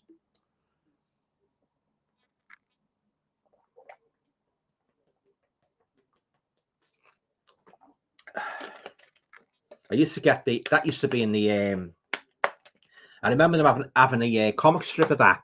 You know, the old Hammer, the Halls of Hammer magazine that was released in the mid-70s. I remember they had a comic strip of Captain Kronos. Yeah, I was never a big fan of that movie. Just like the Legend of the Seven Golden Vampires, never a big fan of that. I think it's the when he brought in the kung fu and the swashbuckling elements, it totally ruined it for me, guys. You know, it just didn't appeal to me at all. But I know a lot of people do like both those movies. Mark's saying, I know Hammer were going to make Vampirella and a fourth Karnstein film called Vampire Virgins. Oh, pity they didn't go through with that. But they didn't happen, which is a shame. I totally agree, Mark. Yeah. It's like the Dracula Goes to India. That fell through as well. Yeah. Yeah, I think they had Christopher Lee in mind for that. But of course, he'd hung up his cape by then, hadn't he? So very interesting there when you're saying about they were going to do a fourth Karnstein film. Yeah, I never knew that. There's always something new. Although I'm a big Hammer fan, I know a lot about the studio. There's always something new, isn't there? What you learn, what you don't know about. You think you know. Well, I don't know everything. I don't profess to know. I don't profess to be an arbiter of everything Hammer. You know, I know a lot about Hammer. I don't know everything about Hammer. So it's always nice, you know, when we find you know, my viewers enlighten me on new things about Hammer. So that's very interesting. That, Mark, I didn't know about that. Yeah, pity he didn't do that. Just imagine if he had done it. And Peter Cushing had been in it. Oh, fantastic. Ingrid Piss, yeah. Wow. Yeah, Vampirella, yeah. I heard about that. They were going to do Vampirella, yeah. She's out the comics, isn't she? Yeah. Peter Cushing says, I think Charles Hawtrey would have made... You're joking, aren't you? He would have made a great Dracula. You think he would have been better in there? Well, he's in Carry On Screaming, wasn't he? Charles Hawtrey. Couldn't imagine him playing Dracula. Oh, dear me. Edward, what was the first ever Hammer horror movie you saw? The very first Hammer horror movie you saw would have to be, I think it would be either The Curse of Frankenstein or Dracula 1958. It was one of those two. Definitely, it was definitely one of those two. Yeah, yeah. Going back to the late 60s, I'd say when I used to watch them on my nan's old black and white telly, it was one of those. Yeah, I don't remember which one though. Tony is saying to Peter Cushing, ha ha, oh, hello. Charles Hawtrey, Dracula. Talking about, hey guys, talking about comedic Draculas. Any of you seen Leslie Nielsen when he played Dracula? Yeah, Dracula, what was it called? Dracula's Dead and Loving Is, wasn't it? Something like that. I've seen it years ago, yeah. It's a kind of a spoof on the Dracula, the Bram Stoker Dracula novel, yeah. I don't remember too much about it, but I remember Leslie Nielsen playing Dracula. Yeah, so what did you think of him playing Dracula? Gary, oh, sorry, guys. Gary's saying, did you know in Vault of Horror, in the first story about the vampire, both Anna Massey and her actor brother, Daniel Massey, both played the brother and sister? Yeah. I love Vault of Horror. I liked Anna Massey, and I tell you what I liked Anna Massey in Frenzy. Yeah, with Robert Rusk, played by Barry Foster. He kills her, doesn't he? Yeah.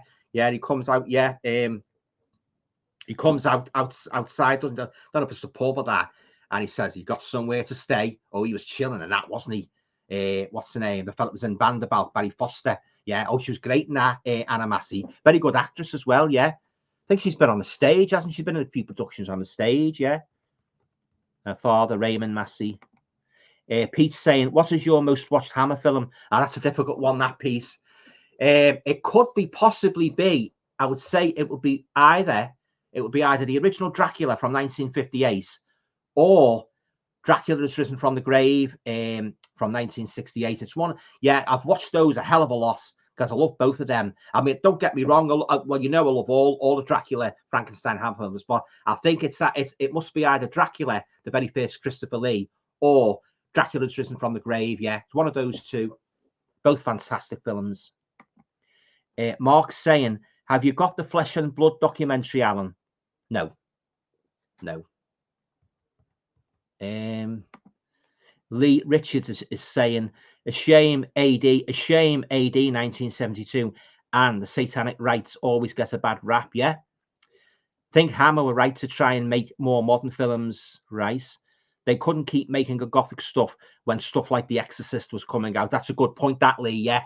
Once The Exorcist came out in 1973, it completely changed everything, didn't it? Horror was brought away from the gothic trappings, so brilliantly represented by Hammer all those years. It was brought into the modern world, wasn't it? Little girl possessed by the devil after playing around with a Ouija board in a modern house based on a true story from 1949, which made it all that more chilling. You're right, yeah. And Rosemary's Baby as well, that contributed as well, because that brought horror into the modern day, didn't it? You know, Mia Farrow was great in that, I must say, yeah. Bit of a slow burner, but oh God, does it build to a heart-stopping climax, that. I've got the novel as well of that, Rosemary's Baby. But you made a good point there, Lee, yeah. A lot of people said that once you got movies like The Exorcist, The Omen, the Gothics were sort of like, they were shoved to the sidelines, really, weren't they?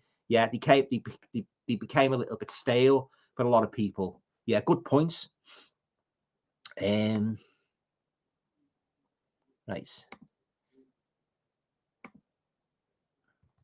Scroll up, guys.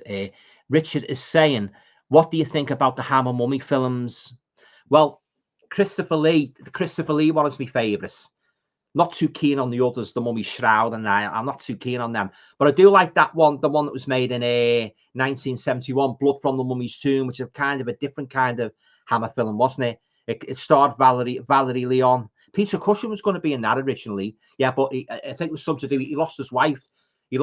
Helen, didn't he? He was very, very upset. So I think that's sort of like, I think that's why he backed out, basically. Yeah.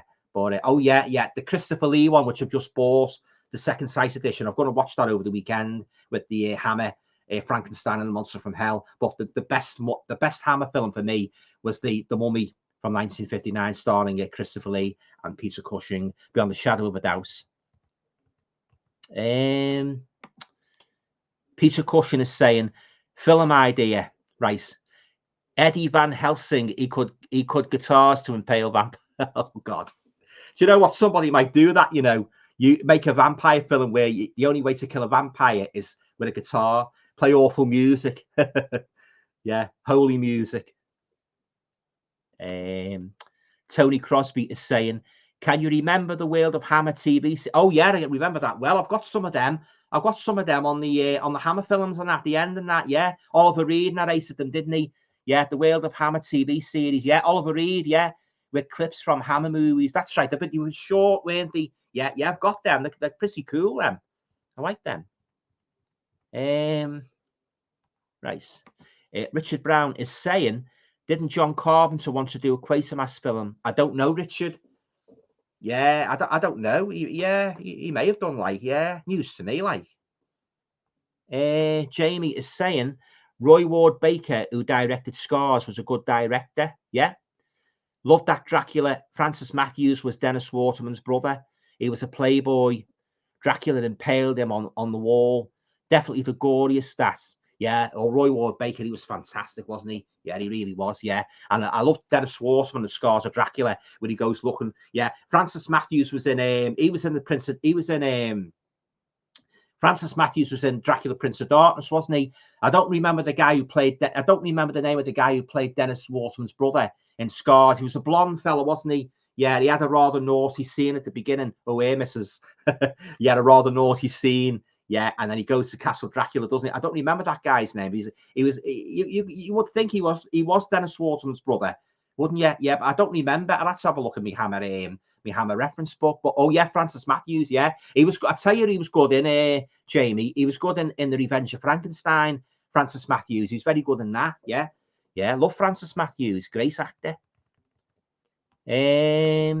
Chestnut 7 is saying, I used to run home after school to see Clapperboard. With Chris Kelly. I remember that well.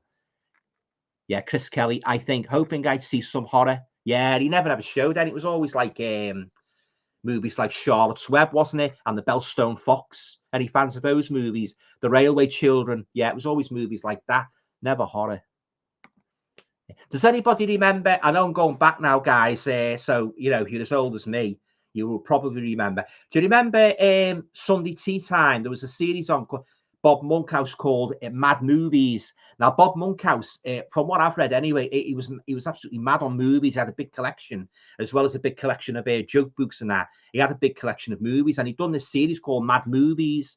I think it was on around about 1969 and that. Yeah, so if any of you remember Mad Movies, let me know, yeah. Used to watch that. It was good. Bob Monkhouse narrated it.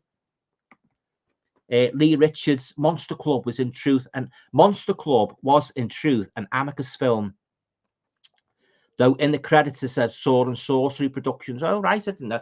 Never noticed that. Yeah, Sword and Sorcery Productions. It was used to me. I'll have to have a look at that next time I watch the Monster Club. That's a good one. I like that one. B.A. Robinson's in it, isn't he? He sang Bang Bang and To Be or Not to Be. That's my favourite B.A. Robinson song. Getting away from Ham for a minute into the musical realm. B.A. Robinson, he was a big favourite of mine in the late 70s. He had a hit with Bang Bang in 1979. And my favourite B.A. Robinson song now is To Be or Not to Be. I think that's a great one, that. And Cool in the Cat Can. Remember that one?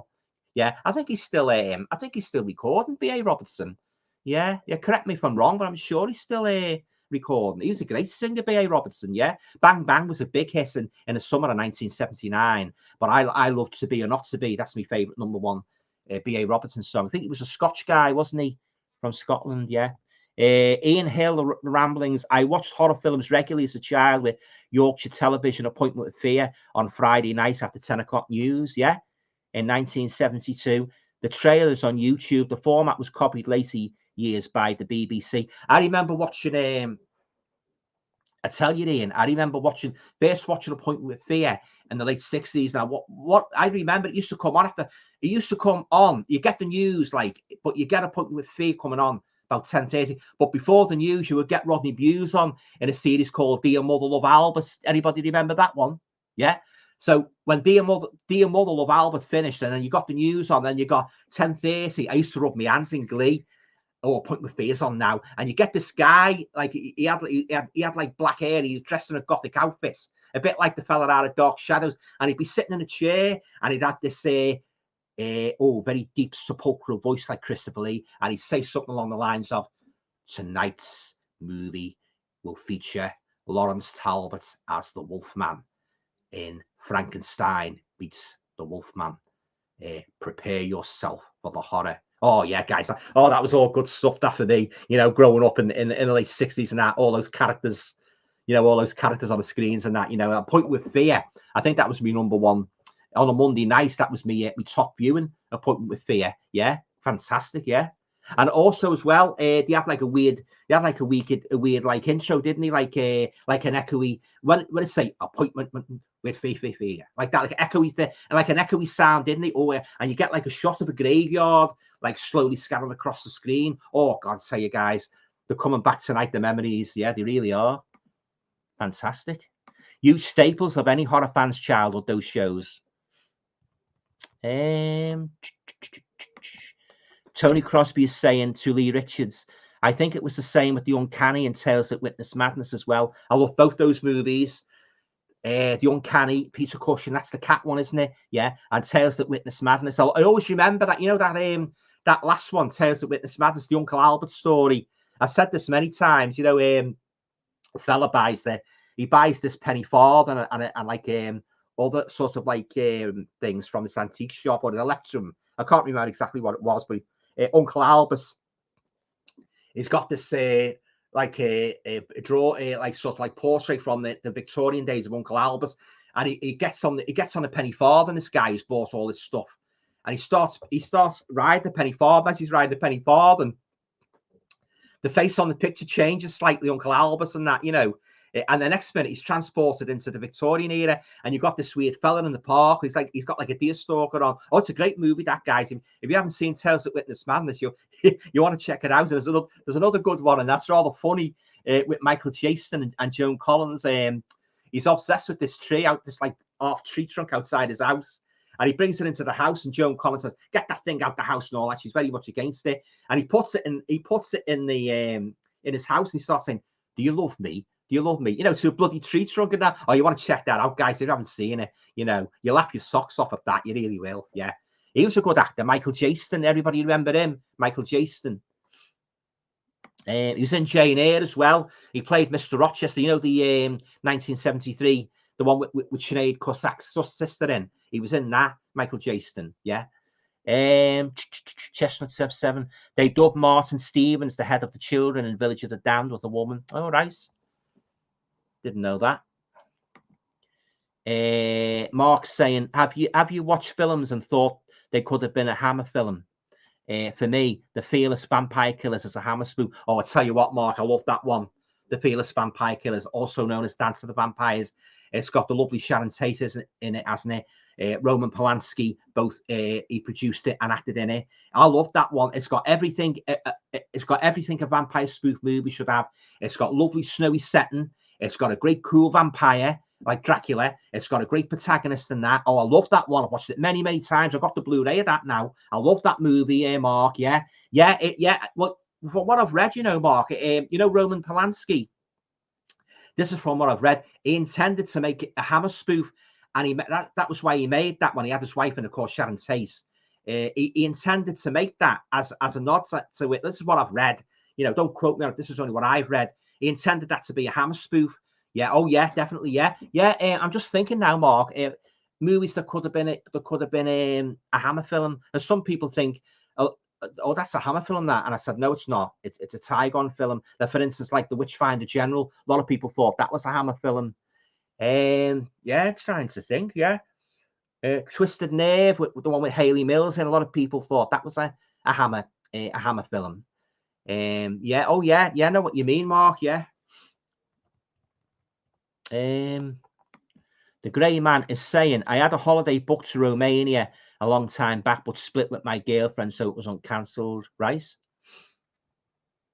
Richard Brown is saying, I used to watch Appointment with Fear too, also in Yorkshire. They were more modern horror films. Right. Yeah. Brian Gilson, my favourite Robert Powell film is The Survivor with Jenny. Oh, yeah. Yeah, I have to say, though, Brian, I wasn't too keen on that. That's actually made the list of, you know, those videos I've done with me 20 most boring horror films. That's in one of the lists and that. But I love the novel by James Herbert. I've got the novel on my bookshelf. I love the novel. But you know what I thought the main fault with The Survivor movie was? They dialed use of a lot of the horror, because in the book, there's more horror in the book than there is in the in the in the movie and that. But yeah, I have to say, although I love both actors, I love Robert Powell, I love Jenny Agutter, I'm afraid that was a major disappointment, that movie for me. The Grey Man is saying, I saw that film Monster Club in the cinema alone as a kid. Them stories were pretty creepy. Yeah, very good movie, very good frame and story, good solid cast, fantastic movie. Peter Cushing is saying there's a Bram Stoker museum in Dublin. I think it's still there. They probably knocked it down and built an apartment on it. Oh, right, yeah. Bram Stoker Museum in Dublin. Yeah, he came from Dublin, didn't he, Bram Stoker? I'll have to get his biography. Yeah, I don't really know all that much about him, as his background and that, but I'll have to get a good biography. Like it's a truthful one. Lee Richards is saying to Tony Crosby, yes, think Uncanny was Amicus, but under another name. Yeah, not sure about Tales That Witness Madness. We'll have to check. I'm not sure. Yeah, Tales That Witness Madness. I don't think that was an Amicus movie, Lee. I don't think it was. Good movie, though. You would think it was an Amicus one. Simon Film Fan is saying, have you seen Crescendo with Stephanie Powers? It's hard to find and needs a definitive release.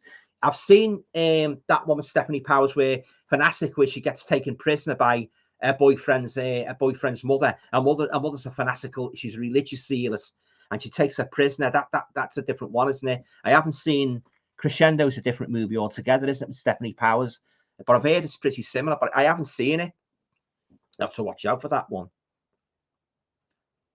Right, guys, I tell you what, if we go on till about 10:30, if that's okay. So, yeah, it's 9:45 now. I was going to finish at 10, but I think I'll go on till about 10:30 because I've been enjoying it so much, talking about Hammer, Hammer films. I think that's about right. 2 hours, 2.5 hours. I think that's about right. So, yeah, so I'll be on an extra half hour till, as I say, till 10:30. So if you want to talk Hammer to your heart's content, please feel free to do so. Rock and roll hell. Tom Baker was great in Tales. Always a treat to see him in role outside Doctor Who. Love Tom Baker. Yeah. That segment in Balls of Horror where he's the painter, isn't he? And he all his work gets criticised, by these stuffy art critics, and that's so he gets his own back, doesn't he? He's in like a Hasty, and he goes to this like voodoo colony, doesn't he? They practice voodoo, and he goes to this place. He's got the pot and not the hot pot. This practitioner of voodoo, and he says to Tom Baker, you don't need any voodoo doll. You're a painter, you're an artist, you use your hands. So he dips his hands in a steaming hot thing, doesn't he? So when he starts painting the portraits, doesn't he, of the critics and that, and every time he does a portrait, something happens to them, something very, very horrible happens to them. That's a good one, that, Bolts of Horror. Chestnut 7, I'd love to have something from one of the sets of the Amicus anthologies, yeah? Oh, yeah, Amicus. They were the best makers of, in my opinion, they were the best makers of horror anthology movies, beyond a shadow of a doubt. Lee Richards is saying, think original title plan for AD 72 was Dracula in Chelsea. Oh, right. I know, the Satanic Rites of Dracula, Lee. The original title was Dracula is alive and well and living in London, which is a bit of a mouthful. So they changed it to the Satanic Rite. I'm sure it was the Satanic Rites of Dracula. But correct me if I'm wrong. It could be, yeah, but you could be right. Dracula AD 1972. That could have been a title for that as well. Sort of like the title in progress, as it were. Dracula in Chelsea. But I'm sure there was one, Dracula is alive and well and living in London. I think that was the first title they came up with for the Satanic Rites of Dracula. But correct me if I'm wrong. Also, Rod Stewart and the Faces were asked to be in the film, but were busy. So the US West Coast band Stoneground did it and said, oh, I didn't know Rod Stewart and the Faces. It was saying before about learning new things about Hammer. This is another example. I didn't know Rod Stewart and his band were invited to appear in that. Oh, yeah, thanks for that. Yeah, didn't know that. The Grey Man is saying Vampirella first appeared in September 1969, the same month as me. Oh, right. Simon Film Fan is saying, did you think it was funny when Peter Cushing needed to do a diagram? Oh, to work out that Alucard was Dracula spelled backwards. Yeah, it was a bit, I must admit, it was a little bit, meh. But having said that, you know me, for Hammer films, I try my best to overlook those little failings, and concentrate on the big picture. But yeah, I totally get where you're coming from. Yeah, you could work it out in your head, couldn't you? Yeah, I suppose again, he sort of like he wanted to do something for effect. you know, to make the movie a bit more sort of like entertaining. Yeah, so yeah, I take your points. Yeah.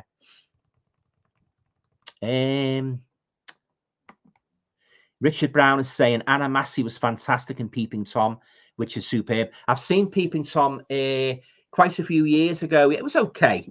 Yeah, it was okay, but not one of my favourite movies. Simon Film Fan is saying, didn't they want Ingrid Pitt in For Lust for a Vampire, but she turned the role down? Not too sure about that. Yeah, not too sure.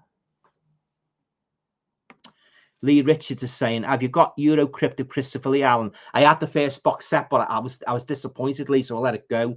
I think there might be 2 volumes of them now. There is, yeah. I've got the first one. It's got films on a Polish horror TV series I've never seen before. Christopher Lee presented. Yeah, I wasn't too keen on it. Yeah. Excuse me. It was a big disappointment in that. And I considered the price of it, like, the worst one in that was the Sherlock Holmes and the Pale Necklace or something. That was the worst one.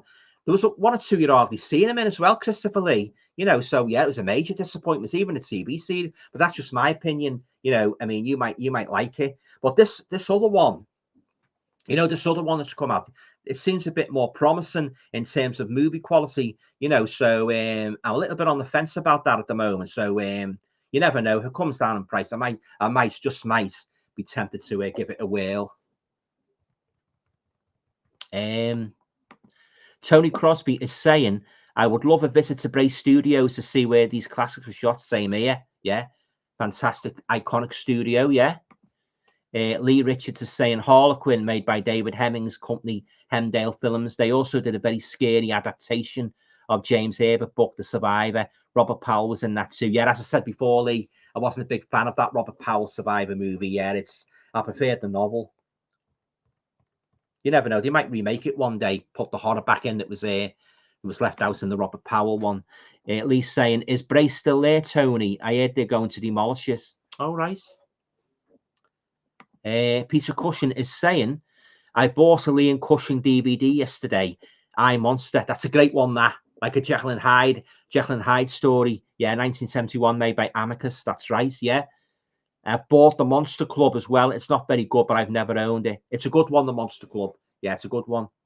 Granted, a little bit of humor in it, but it's a good one. Tony Crosby is saying to Lee Richards, I hope not. That's an important piece of history. Yeah. Richard Brown, Bob Monkhouse acted in a short horror film. What was that one he was in? Bob Monkhouse in a short. What was that one? I know. I remember it. You know the guys that were in the Doctor in the House TV series. Was it Robin Nedwell and the other fella Dick Clark? Was it Dick Clark? They were in with Michael Craig. They were in segments of the Vaults of Horror.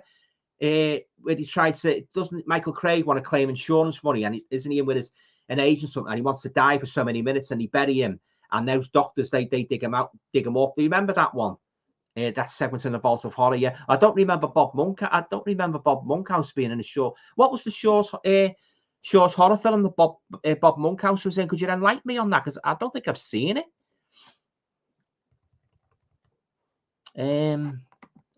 Simon Film Fan is saying, ever seen that late one they made, Shatter? I'm very vague on that one. I know it had a Chinese connection. Shatter? Don't know. No, I don't know about that one. Brian's saying, what do you think of the Peter Cushing film She with Ursula Andress? Not a fan. Yeah, I hate to say it, as much as I love Peter Cushing, that was more of kind of an adventure movie, wasn't it? Something similar to like the Tarzan movies and that, you know. I wasn't a big fan of that one, She, unfortunately.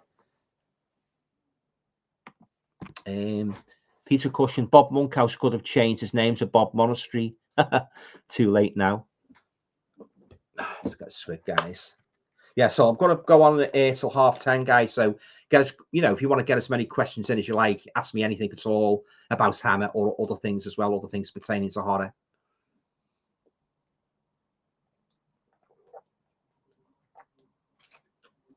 But it's great, like always being like a lifelong Hammer fan. It's great to see You know, I know there's a lot of problems with the licensing and that, you know, with different companies now. But it's great to see companies like Scream Factory releasing such fantastic deluxe editions of these movies that I've loved for so long. You know, the likes of Dracula, Prince of Darkness, Frankenstein, Created Woman, The Evil of Frankenstein. I've got all them. I've got all them in me cupboard and that.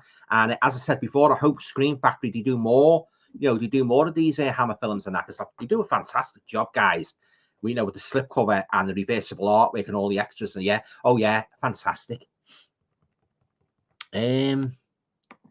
Chestnut 7 is saying, I don't remember the Bob Monkhouse show, but I know he was a film freak. He was, with many films and cinema. He was pretty good in Carry On Sergeant. Oh, yeah. And he was in Dentist on the Job, wasn't he? Bob Monkhouse. Yeah, he played a dentist. Yeah, yeah. I watched that years ago on the old black and white telly. I don't remember too much about it, but I know it's been released on a DVD. I'm not sure about a Blu-ray release. But talking about, guys, just getting away from horror for a minute, talking about old British movies, I can recommend one to you all. Have any of you guys ever heard of a movie called A Sandwich Man, starring Michael Bentine? It's a great movie, but you've got to like your 60s. You've got to like your 60s color movies, and that's set in London. It's a fantastic movie. It's Michael Bentine. I don't want to give too much away about it in case you haven't seen it. But Michael Bentine used to be in the Goons, you know, and Michael Bentine's Potty Time. He plays this sandwich board man, and all different things happen to him. All the comedy stars are in it, you know, famous faces and that. And he goes through London and he encounters all these different all these comedy stars and that, different things happen to him and that. And Susie Kendall's in it, one of my favourite actresses and that. And you get all the familiar faces and that, you know, all the different David Lodge and that, you know, people like that.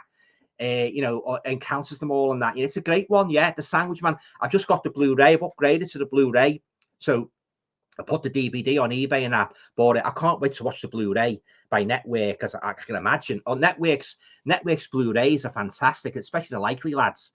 Oh, and the Man About the House. But I'm sure the Sandwich Man, they've done an equally good job with that. But yeah, so if you're looking for a good 60s comedy and Technicolor, get yourself a copy of The Sandwich Man. It's a great movie. Well, I like it anyway. Yeah, so there you go. Ian Hill.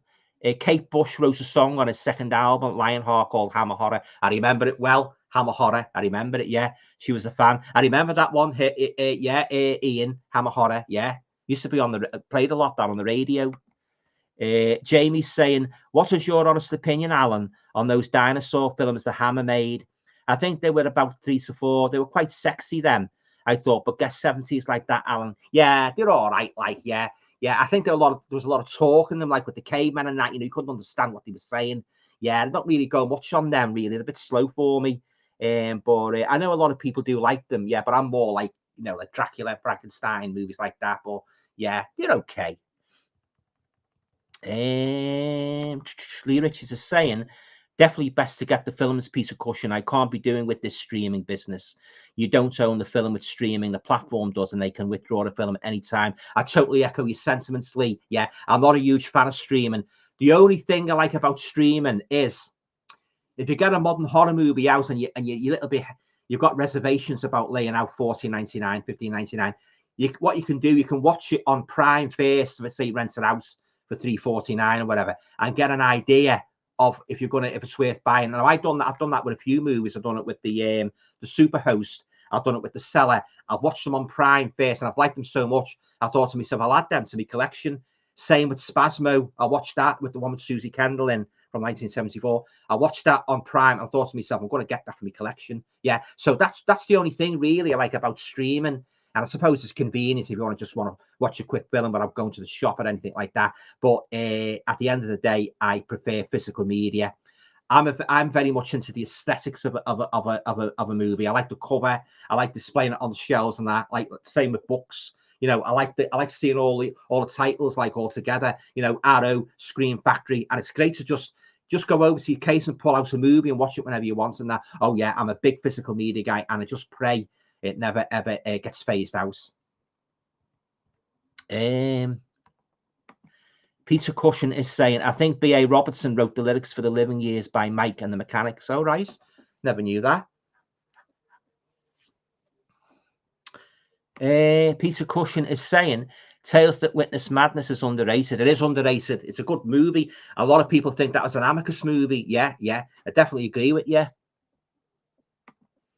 Lee Richards is saying to Tony Crosby, I will check that information is correct about Bray, but I remember reading not too long ago that it's been sold and was going to be changed to flats or something. Oh, right. The Grey Man, I see Fearless Vampire Killers now and just feel sorry for Sharon Tate. Oh, yeah. Oh, that was a terrible case, that. Oh, she was a lovely looking girl, Sharon Tate. Oh, she really was, yeah. She had, much too short career. Oh, she was a lovely looking girl, and she was just about to have a baby as well, wasn't she? When those scumbags burst in, and cut her life short. Yeah, it was. I think that's the worst case in the annals of American crime. American crime history. What he done in that. But she was lovely, Sharon Tate. Yeah, and talking to Sharon Tate, there's a last movie what she made. I don't know if you guys know this. It's called 13 Chairs. It's got another title as well. It's a 3 plus 2 plus 1 or something like that. But although there's a lot of DVDs around, I want that movie badly because it was the last movie, and it sounds good. Yeah, it sounds really good. There's a lot of DVDs made of that, but the annoying thing is there's no English audio. It's just got the foreign language in that. But I know you can watch it on YouTube, but I think it might be low quality. But I'd love somebody to bring that out with the English audio. It's very annoying. Release these movies and that, and you want the English language, which has been done, but they just don't include it. So if anybody ever comes across a copy of 13 Chairs, Sharon Tate's last movie, please let me know, guys, and I'll be eternally grateful because I've wanted that movie for so long in English and I just can't get it anywhere. So yeah, let me know. I love Sharon Tate. Yeah, I thought she was one of the most beautiful girls ever in film history. And she could have had a great career if that hadn't have happened to it. And that, I know anybody seen that one, Once Upon a Time in Hollywood, that sort of like leans toward the Sharon Tate story, doesn't it? With a different outcome. I've seen it, but I wasn't a big fan of it. But I liked the colour. It was a lovely colour. And I liked the girl who played Sharon Tate. Oh, she was lovely as well, yeah. But on the whole, I didn't care for the story. So if any of you seen that one, Once Upon a Time in Hollywood, let me know what you thought of it, yeah. Oh, yeah, I love Sharon Tate. Simon Film Fan is saying, what did you think of These Are the Damned? The one with Oliver Reed and the strange kids. These Are the Damned. No, I haven't seen that one. No. Is that the one where he's like a motorcycle thug? Yeah, I'm not sure. I do remember him being on a motorbike and he's like a gang of thugs. Might be a different one. He was good at playing villains, wasn't he, Oliver Reed? He really was, yeah. Tony Crosby is saying to Lee Richards, thanks for the info. What a bloody shame. Yeah. Simon is saying Sharon Tate was an Eye of the Devil. Oh, that's a great movie, that. Eye of the Devil. Oh, yeah, that's one of my all-time favorite movies from the 1960s. David Niven, Stella Cass, Sharon Tate, of course, David Hemmings, yeah. Oh, yeah, fantastic, yeah. That part where she's in the woods, Deborah Carr and all the hooded figures appear in the woods and that, oh, yeah. And the part where Sharon Tate is going to push her off the precipice and that, oh, she looked lovely in that, Sharon Tate, as she always does in her movies and that, And I tell you what, you're talking about, people that's gone, actresses who you would most like to have met. I think Sharon Tate would be in my top 5 of the one regarding females, along with Veronica Carson as one of the top actresses I would have most have liked to have met. I most probably would have been a gibbering wreck. It's often the case when you meet your idols and that, you wouldn't know what to say, would you really? And that, yeah, oh, I've always liked you and that and all that, the usual and that. But oh yeah, I'm being serious though. Like, it was a shame the way that poor girl's life was so tragically cut short, and that, that fateful night in early August 1969, horrific case. But yeah, it's a shame. It really was a shame. Like, yeah, she was a great actress, Sharon Tate.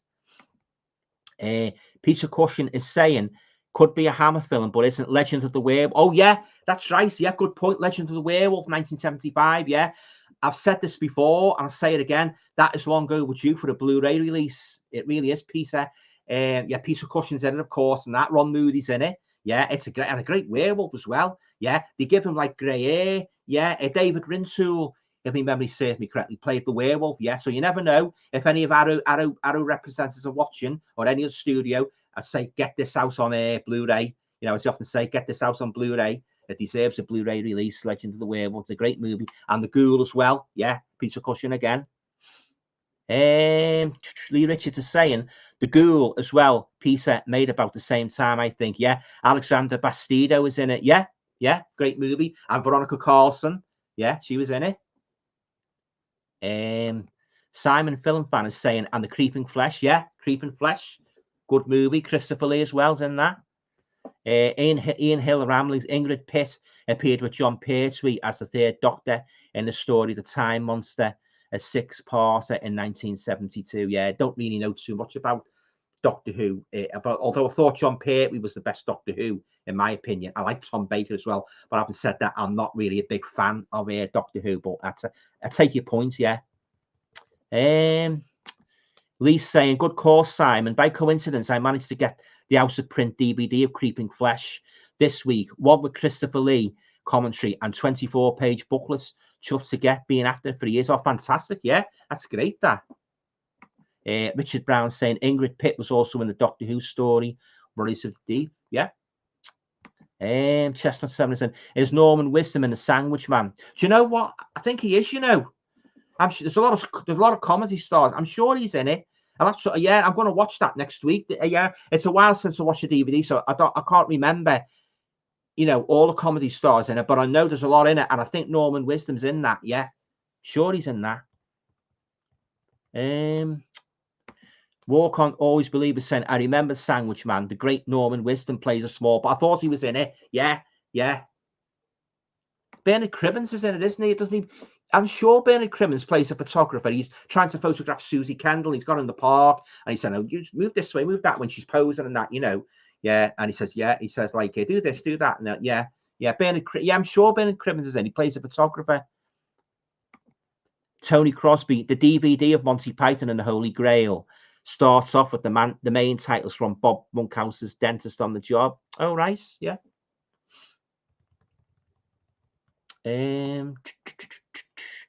Gerard is a movie fan. I say good night to all. I love listening to this kind of streams. I am not a talker. The Netherlands is not movie minded. ALS, UK and USA. And you all know much more than me. Till the next one. Oh, thanks very much. Yeah, mate. Thanks for coming. Yeah. Yeah. Hope to speak to you again soon. Thanks for stopping by. Yeah. Thanks.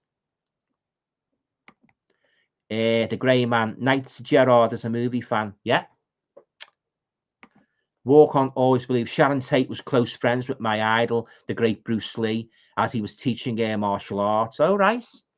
Never knew that. Oh, lovely lady, Sharon Tate. Yeah. She had such love. I thought she had lovely eyes as well. You know, those like, she had like sad eyes, didn't she? You know, she's a lovely looking girl. She really was. Every time I think of her, you know, I get a real tinge of sadness, you know, what happened to her and that, you know, she's lovely, lovely looking girl. Roman Polanski was one. He was one lucky guy, wasn't he?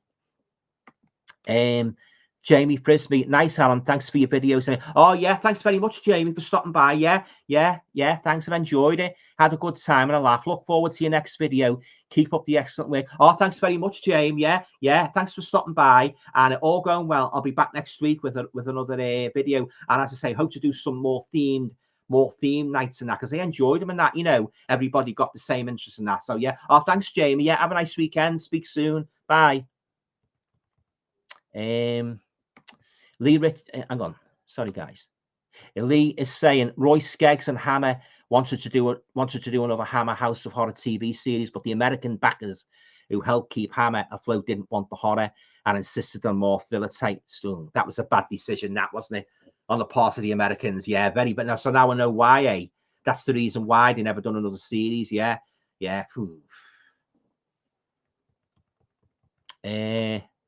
The Grey Man is saying Motorcycle Gang sounds like Psychomania, but don't think Ollie Reed is. He's not in Psychomania. I know that for a fact. Yeah, well, I did see one where he was in like a kind of a motorcycle, like yobby, a very yobby gang, a motorcycle gang. I don't know what that was. That one. Lee Rich, I think the Ollie Reed film is called That's the One, Lee, The Damned. That's the one I'm thinking of. Yeah, I wasn't too keen on that one, but that's the one. Yeah, you're right.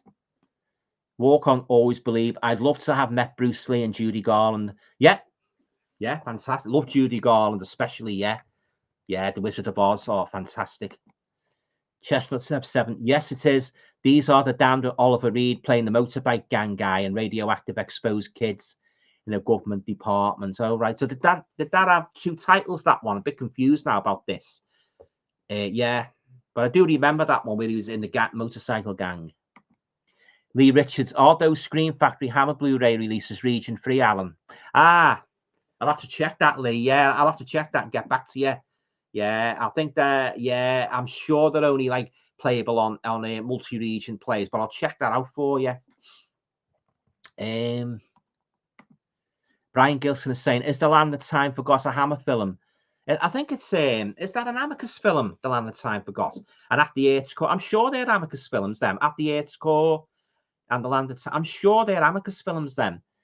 I like the Doug McClure films. Can you please tell me the name of your eBay shop? I haven't really got a name of any, you know, just sell as a sole seller. I haven't really got it. I haven't got it in an official name of an eBay shop. So I just put them on. The Grey Man says, was Roman lucky or very, very unlucky in the end? Oh, yeah, good point. Yeah, very, very unlucky in the end when he lost, his wife was murdered. Yeah, you've got, yeah.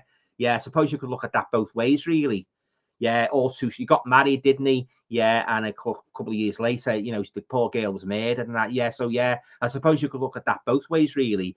He was very lucky to get Sharon Tate and, you know, marry her and that, but he ended up really very, very heartbroken, you know, by a death and that, you know. So yeah, oh yeah, every time I think about that case, my stomach turns. Horrible. Walk On, Always Believe. I've never seen a Sharon Tate picture, but yeah, she's a pretty little thing. Terrible what happened. Charles Manson and the Helter Skelter is just insanity. Oh yeah. Oh yeah. Horrible case, as I say. The worst case in American crime history, in my opinion. Tony Crosby, could you add a classic comedy, e.g. On the Buses, Steptoe, Man About the House, in a future topic? Oh yeah, definitely, yeah. I love all them. I love On the Buses. I love Man About the House, Steptoe. I love all them. They're fantastic. George and Mildred. I will definitely do a comedy special sometime in the future. So yeah, watch this space, Tony. Yeah, definitely. Chestnut 7, yeah, The Damned was the UK title. Oh, right, yeah. So I had 2 titles then. Now I see. Right,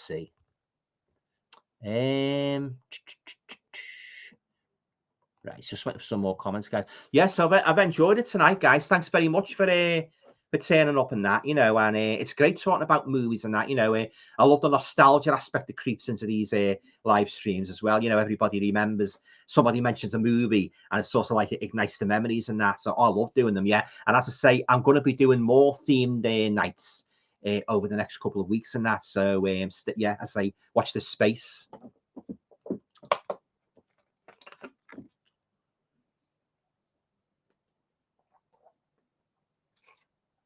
Yeah, so as I say, getting back to Hammer, I hope that Scream Factory do release more, you know, more of the Hammer titles and that. As I say, the ones I've got, like, that, I'm really pleased with them. Like, you know, Evil of Frankenstein, Dracula, Prince of Darkness, Frankenstein, Created Woman are fantastic releases. And as I say, getting back to that imprint set I was going on about before, that's a good one as well. If you've got the money to afford it, like, I think it's about 80 quid now.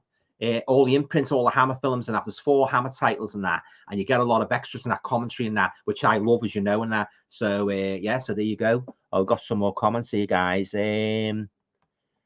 Just bear with me. I'll just Walk On, Always Believe says, on a different topic, what are some of your favorites? Oh God, now you're asking, what are some of my favorite songs? Too numerous to mention. I love Elvis's songs, you know, Jailhouse Rock, you know, Blue Suede Shoes, ABBA. I love all them ABBA songs, yeah. Slade, T-Rex, I could go on. 60, Mary Hopkin, Those Were the Days. Yeah. Actually, I'm gonna tie in the musical aspect with the horror aspect and do maybe a top 10 horror themes, you know, horror songs and that, or horror theme music connected with horror movies, like, you know, like Tubular, you know, like I'll give an example, guys. Mike Oldfield's Tubular Bells is connected with The Exorcist, isn't it? Yeah, they always used to play that. I've said this before. When that Exorcist came out, they always used to play that in the middle of the night. So we had the radio on, you know, and that would come on at about 3 o'clock in the morning. Yeah, you know, yeah, not good for anybody with nervous disposition. The Rocky Horror Show, you know, songs connected in some way with horror or ghosts and that. I'm going to do it a top 10. Yeah, so stay tuned for that. Yeah. Bushman Blue. You can't beat the old classic British horror films, Alan. You certainly can't, Mark. I love them, and it's great, as I say, you know, having them all in my collection and that, you know, some real gems there as well, and that, you know, and a lot of movies there, what, you know, some people mightn't have heard of, you know, as I was saying to Pete before about Taste of Fear, that's a very underrated Hammer film, Taste of Fear, also known as Scream of Fear. Oh yeah, fantastic, yeah, oh yeah, they were great, all them, weren't they? Hammer, Amicus, Tygon, even Universal as well, you know, going, if you want to go to America, Universal horror. My first introduction to horror, by the way, with the Karloff, you know, Frankenstein movie from 1931. Edward's saying, what was the last Hammer horror you watched? Ah, the last Hammer horror I watched. Oh God, I've watched any of the last couple of weeks. Trying to think. I've had that many low budget ones and that I've been trying to get through. You know, probably Christopher Lee one, Dracula. Maybe my favourite's Dracula's Risen from the Grave. I think I must have watched about 20 million times, just like the first Dracula, as I said to Pete before, you know, Dracula 1958 and Dracula's Risen from the Grave, my two most watched Hammer. So most probably be a Christopher Lee one, or, you know, Dracula, or Peter Cushing, Baron Frankenstein one. But the last, if you want to stray away from the Hammer movies, I would say the Hammer House of Horror TV series. If you want to include the TV series, definitely the Hammer House of Horror TV series, yeah. Chestnut 7 is saying, I missed out on a network box set of Randall Hopkirk originally yesterday. It was £2. Hey, that's a bargain, that. £2. I love Randall Hopkirk, yeah. Oh, definitely would have picked that up if I'd seen it. Yeah. Oh, I used to watch that avidly. You know, as a kid. I used to love it, like when he used to pop up, Marcy and that, you know, and he used to say, nobody can see me, Jeff. Only you, Jeff. Only you. Oh, that was 60s magic, that guy's, wasn't it? You know, I wasn't too keen on the remake that was, you know, done many years later. Was it Reeves and Mortimer done that? Yeah, I wasn't too keen on that, but I loved the Mike Pratt and Kenneth Cope. They had a great on-screen chemistry, them, and Jeannie as well. You know, she was great. You know, the girl that played Jeannie. Yeah, classic TV, guys. Mark saying, nice, Alan. Another great night, mate. Oh, thanks very much, Mark, for turning up. Yeah, I really enjoyed talking to you. Yeah, and have a nice weekend. And it all going well. I'll speak to you again very soon. Thanks, Mark. Cheers. Tony Crosby, Tubular Bells is a top favourite album of mine. Yeah, if you discount The Exorcist, you can listen to it in the middle of the night. Brian Gilson, do you like the band Love Affair that sang Everlasting Love? I love that one. Yeah, Everlasting Love. Yeah. And Rainbow Valley. I've been listening to those songs recently. I don't know about Rainbow Valley, but I do know Everlasting Love. I love that one. Yeah. Simon Film Fan, where do you place Twins of Evil in the Karnstein series? I think it's superb. I like them all equally. I like all three equally, so I've got no particular rating for them. Yeah, I like them all equally, Simon. Simon again, Susie Kendall would have been a great Hammer. Oh, yeah, definitely. Along with Sharon Tate and Veronica Carson, Susie Kendall is right up there, you know, the all-time top 10 actresses and that. Lovely looking girl. And again, the eyes and that, you've got like those almond eyes, hasn't she, and that, and the long honey blonde hair. She was married to Dudley Moore, Susie Kendall. I'm actually going to do it, guys, I'm actually going to, my top 5 favourite Susie Kendall movies in my collection. So watch out for that. I'm a huge fan of Susie Kendall. I recently got one.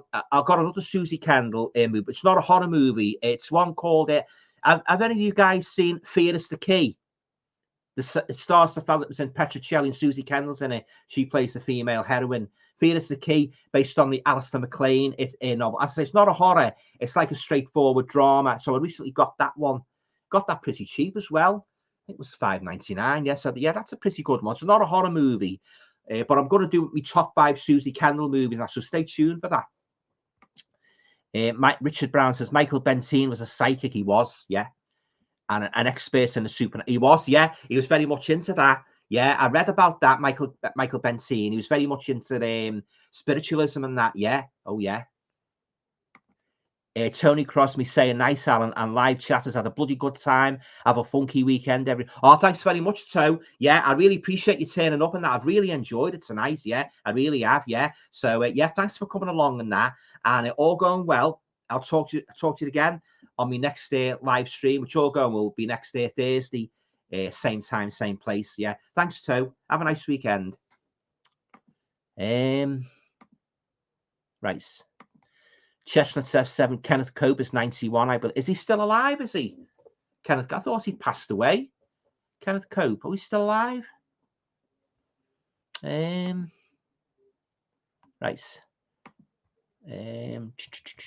Sorry, guys, just Walk On, Always Believe the Same. My top 5 songs are Pussycat, Mississippi. I love that one. An evergreen, isn't it? Mississippi. Yeah, it was a hit in September, October 1976. I remember that knocking Abba's Dancing Queen off the #1 position. Yeah, great, that one, Mississippi. Sam Shan, Woolly Bully, another good one. Seekers, I'll Never Find Another You. Yeah, Susie Quat. I was very sad about Judith Durham, wasn't it? Recently passed away, the new Seekers. Yeah, lovely lady and a great singer too. Susie Quattro, She's in Love with You. Oh, yeah, I remember that one well. Yeah. Slim Whitman, Home on the Range. Yeah, my mum's a big fan of Slim Whitman. She's got his CD. Yeah, I like him singing Darling, Happy Anniversary. Yeah, that was a great one. I think that was a later hit. I think it was at the autumn of 1974. Yeah, Slim Whitman, Darling, Happy Anniversary. Oh, he's great, Slim Whitman. Yeah. Right. Sorry, guys, just scrolling down. Yes, I say I've really enjoyed it, guys. So we've got 10 minutes to go, so we've got a pile of questions in and that, ask me anything at all about Hammer Horror, the stars, the studio.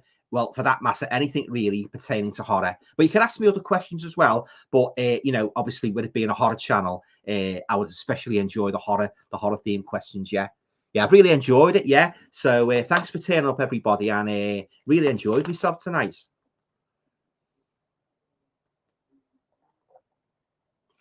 I think it's great, like when you can sort of like, when you've got like a common interest and you can go online, something I never ever dreamed of all those years ago. I first started watching all these movies, what I'm gabbing on about now. I never ever thought that one day I'd be able to, from the comfort of my home, go on, get a computer and go online and talk to people all around the world. Oh, it's fantastic. This, like these live streams. I think they're great.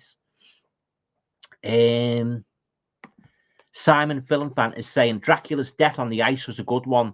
It made a change from the state. Oh, you mean the part where he's on, in Dracula Prince of Darkness, where they shoot the ice and he's on the ice in Christopher Lee and he's wobbling like that, isn't he? The ice, and he shoots the ice again and he just falls down, doesn't he? And he just goes under. Yeah, I believe there was some sort of mishap with that. Something to do with Christopher Lee. He hurt himself, but he couldn't get up or something. It's either him or a stuntman. I know we had a stuntman in some of those Dracula movies. I don't want to sort of like ruin it for you guys, but it's the fact that he did, in some parts, he did have a stuntman, a double, but yeah, something happened with that. He couldn't get up out the ice or something. Yeah, I don't know the full facts in that, but you sometimes find that, don't you, in a lot of these films, they have accident, mishaps and that. The Grey Man says favorite modern horror movies. Well, I like Drag Me to Hell. I like the Ring movies. I don't mind the first 2 Conjuring movies. Trying to think now. It hasn't been all that many really, but I've liked, modern. I'm all for the older horror movies and that, although I do like, having said that, I do like the odd modern horror movie. It's got to have a good story to it. I like Halloween, although I didn't like that last one. I like Friday the 13th. I only like the Elm Street movies right up to part 3. The first one was the best, but I wasn't too keen on Malignance. I didn't like that. Trying to think now. I tell you what's a good one. The Hellions. That's a good modern horror movie. Yeah. There's not all that many, to be honest, that modern ones that I like. I watched one the other night on Prime called I thought it was going to be good supernatural chill. It was called, don't know if you guys have heard of a movie called Drown the Clown. Now it's basically about this blonde girl. She loses her daughter in a swimming accident. She drowns and that, but she leaves behind this little doll, a daughter. So this girl, she gets a job in this office as a night watchwoman. When she gets the job, she starts seeing the doll all around the office and that. You think it's going to be a real good I don't want to spoil it for you guys if you haven't seen it, but you think it's going to be a real ghost story, a haunted office, but it goes on a different path entirely, because you get it comes into like a sinister organization, doing very dark things in the office. So watch out for that. It wasn't a great movie, guys, in my opinion. It was all right. It was watchable. It's got a lovely color and a great cast, but the story was a bit meh, but watch out for it on Amazon Prime. It's quite cheap. Drown the Clown, it's called. Yeah. If you watch it, guys, let me know what you thought of it.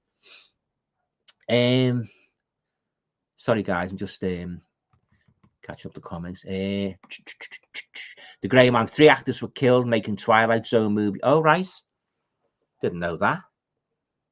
I know some of these movies are cursed, aren't they? You know, like there's been accidents like The Omen and that, and The Exorcist. A couple of people lost their lives. Didn't Eli Roth do a series on, was it Netflix, about cursed horror movies? I think he's done part 2 now, where strange things happened with these horror movies and that. Any of you guys watch that? What do you think of it? Do you believe it? Like, do you some of the things what's said in it? Do you give it much credence, or do you just attribute it to a sheer coincidence? I don't know. I can't comment. I've never watched it. Lee Richards, so much information in the comments. Great stream, folks. Cheers. Oh, thanks very much, Lee. Yeah, I'm glad you're enjoying the live stream. I've really enjoyed doing it. And we've got 5 more minutes, guys, if you want to get your questions in. Yeah, so, oh, yeah, I've enjoyed it. Yeah, fantastic. Simon Films fan says, can't beat Debbie Harry. Oh, Blondie. Yeah.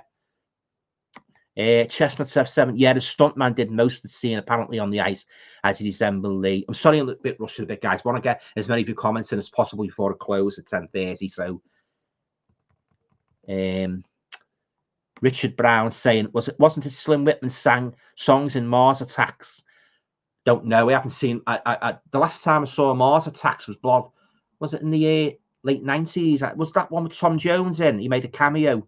I couldn't tell you about the Slim Whitman aspect. Yes, Slim Whitman sang I Remember You in Mars Attacks. Oh, right.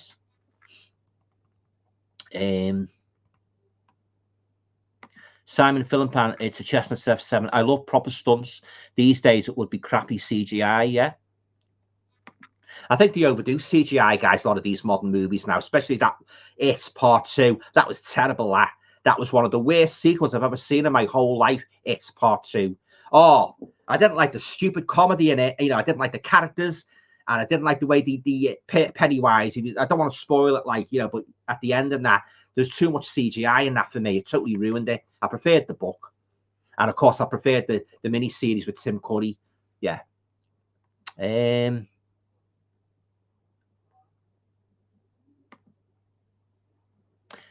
Walk on always, but sorry, I mean, yes, Slim Whitman. Excuse me. He sang Indian Love Call and Mars Attacks, not I Remember You. Indian Love Call is a good one. Yeah, When I'm Calling You, Will You Answer To? Yeah, great song now. Chestnut F7. That was awful, that Twilight Zone thing with Vic Morrow and one kid was decapitated. Yeah, horrible, that. Ian Hill, the story of the 3 Poltergeist films is tragic. The little girl playing the lead died. I've heard that, Ian. Yeah, yeah. No, so that's most probably mentioned in the Eli Roth, isn't it? Cursed horror movies, if you've seen that. Right, guys, we've got a couple more minutes now, so I'll whiz through the comments as fast as I can to get everybody in and that. Yeah, so yeah, thanks again, everybody, guys, for turning up. I really enjoyed it and that, and all going well. I'll be back again next week with another live stream. Yeah, so so hope if any of you Blu-ray shopping at the weekend, the DVD hunt, I hope you manage to pick up some bargains. Yeah, I'll be doing some of that myself this weekend and that. Business HMV and that, and CEX and that, and of course, I browse online and that, and get movies online and that. But yeah, so always enjoy it. And that, especially when you get new titles in and that, you know, and sometimes you can get some real good little gems in that, can't you? Yeah. So, oh yeah, I love me Blu-ray hunting.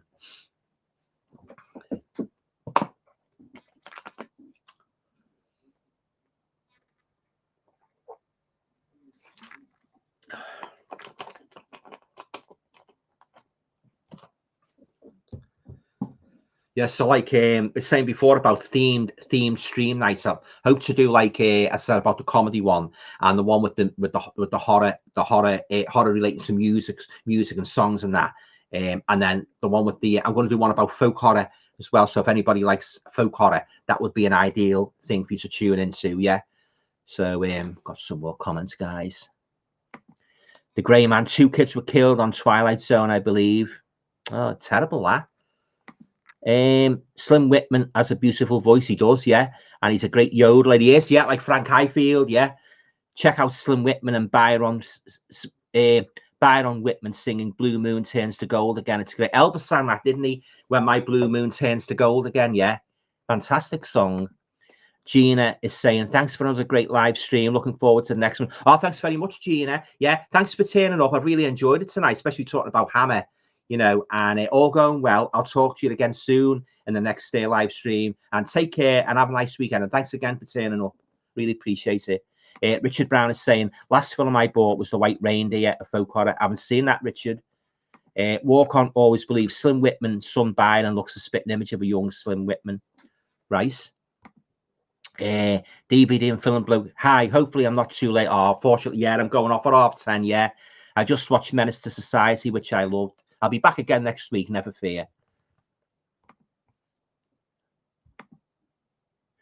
Right then, guys, it's 10:30, so we'll wind it up now. So thanks again, guys, for turning up. I've really enjoyed it tonight, and you know, talking about Hammer and that Hammer horror.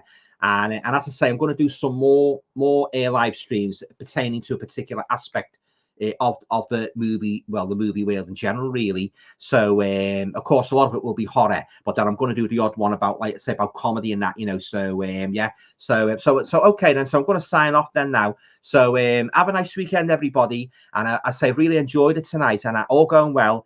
I'll talk to you all again next week. All right then, take care. Have a nice weekend. Bye.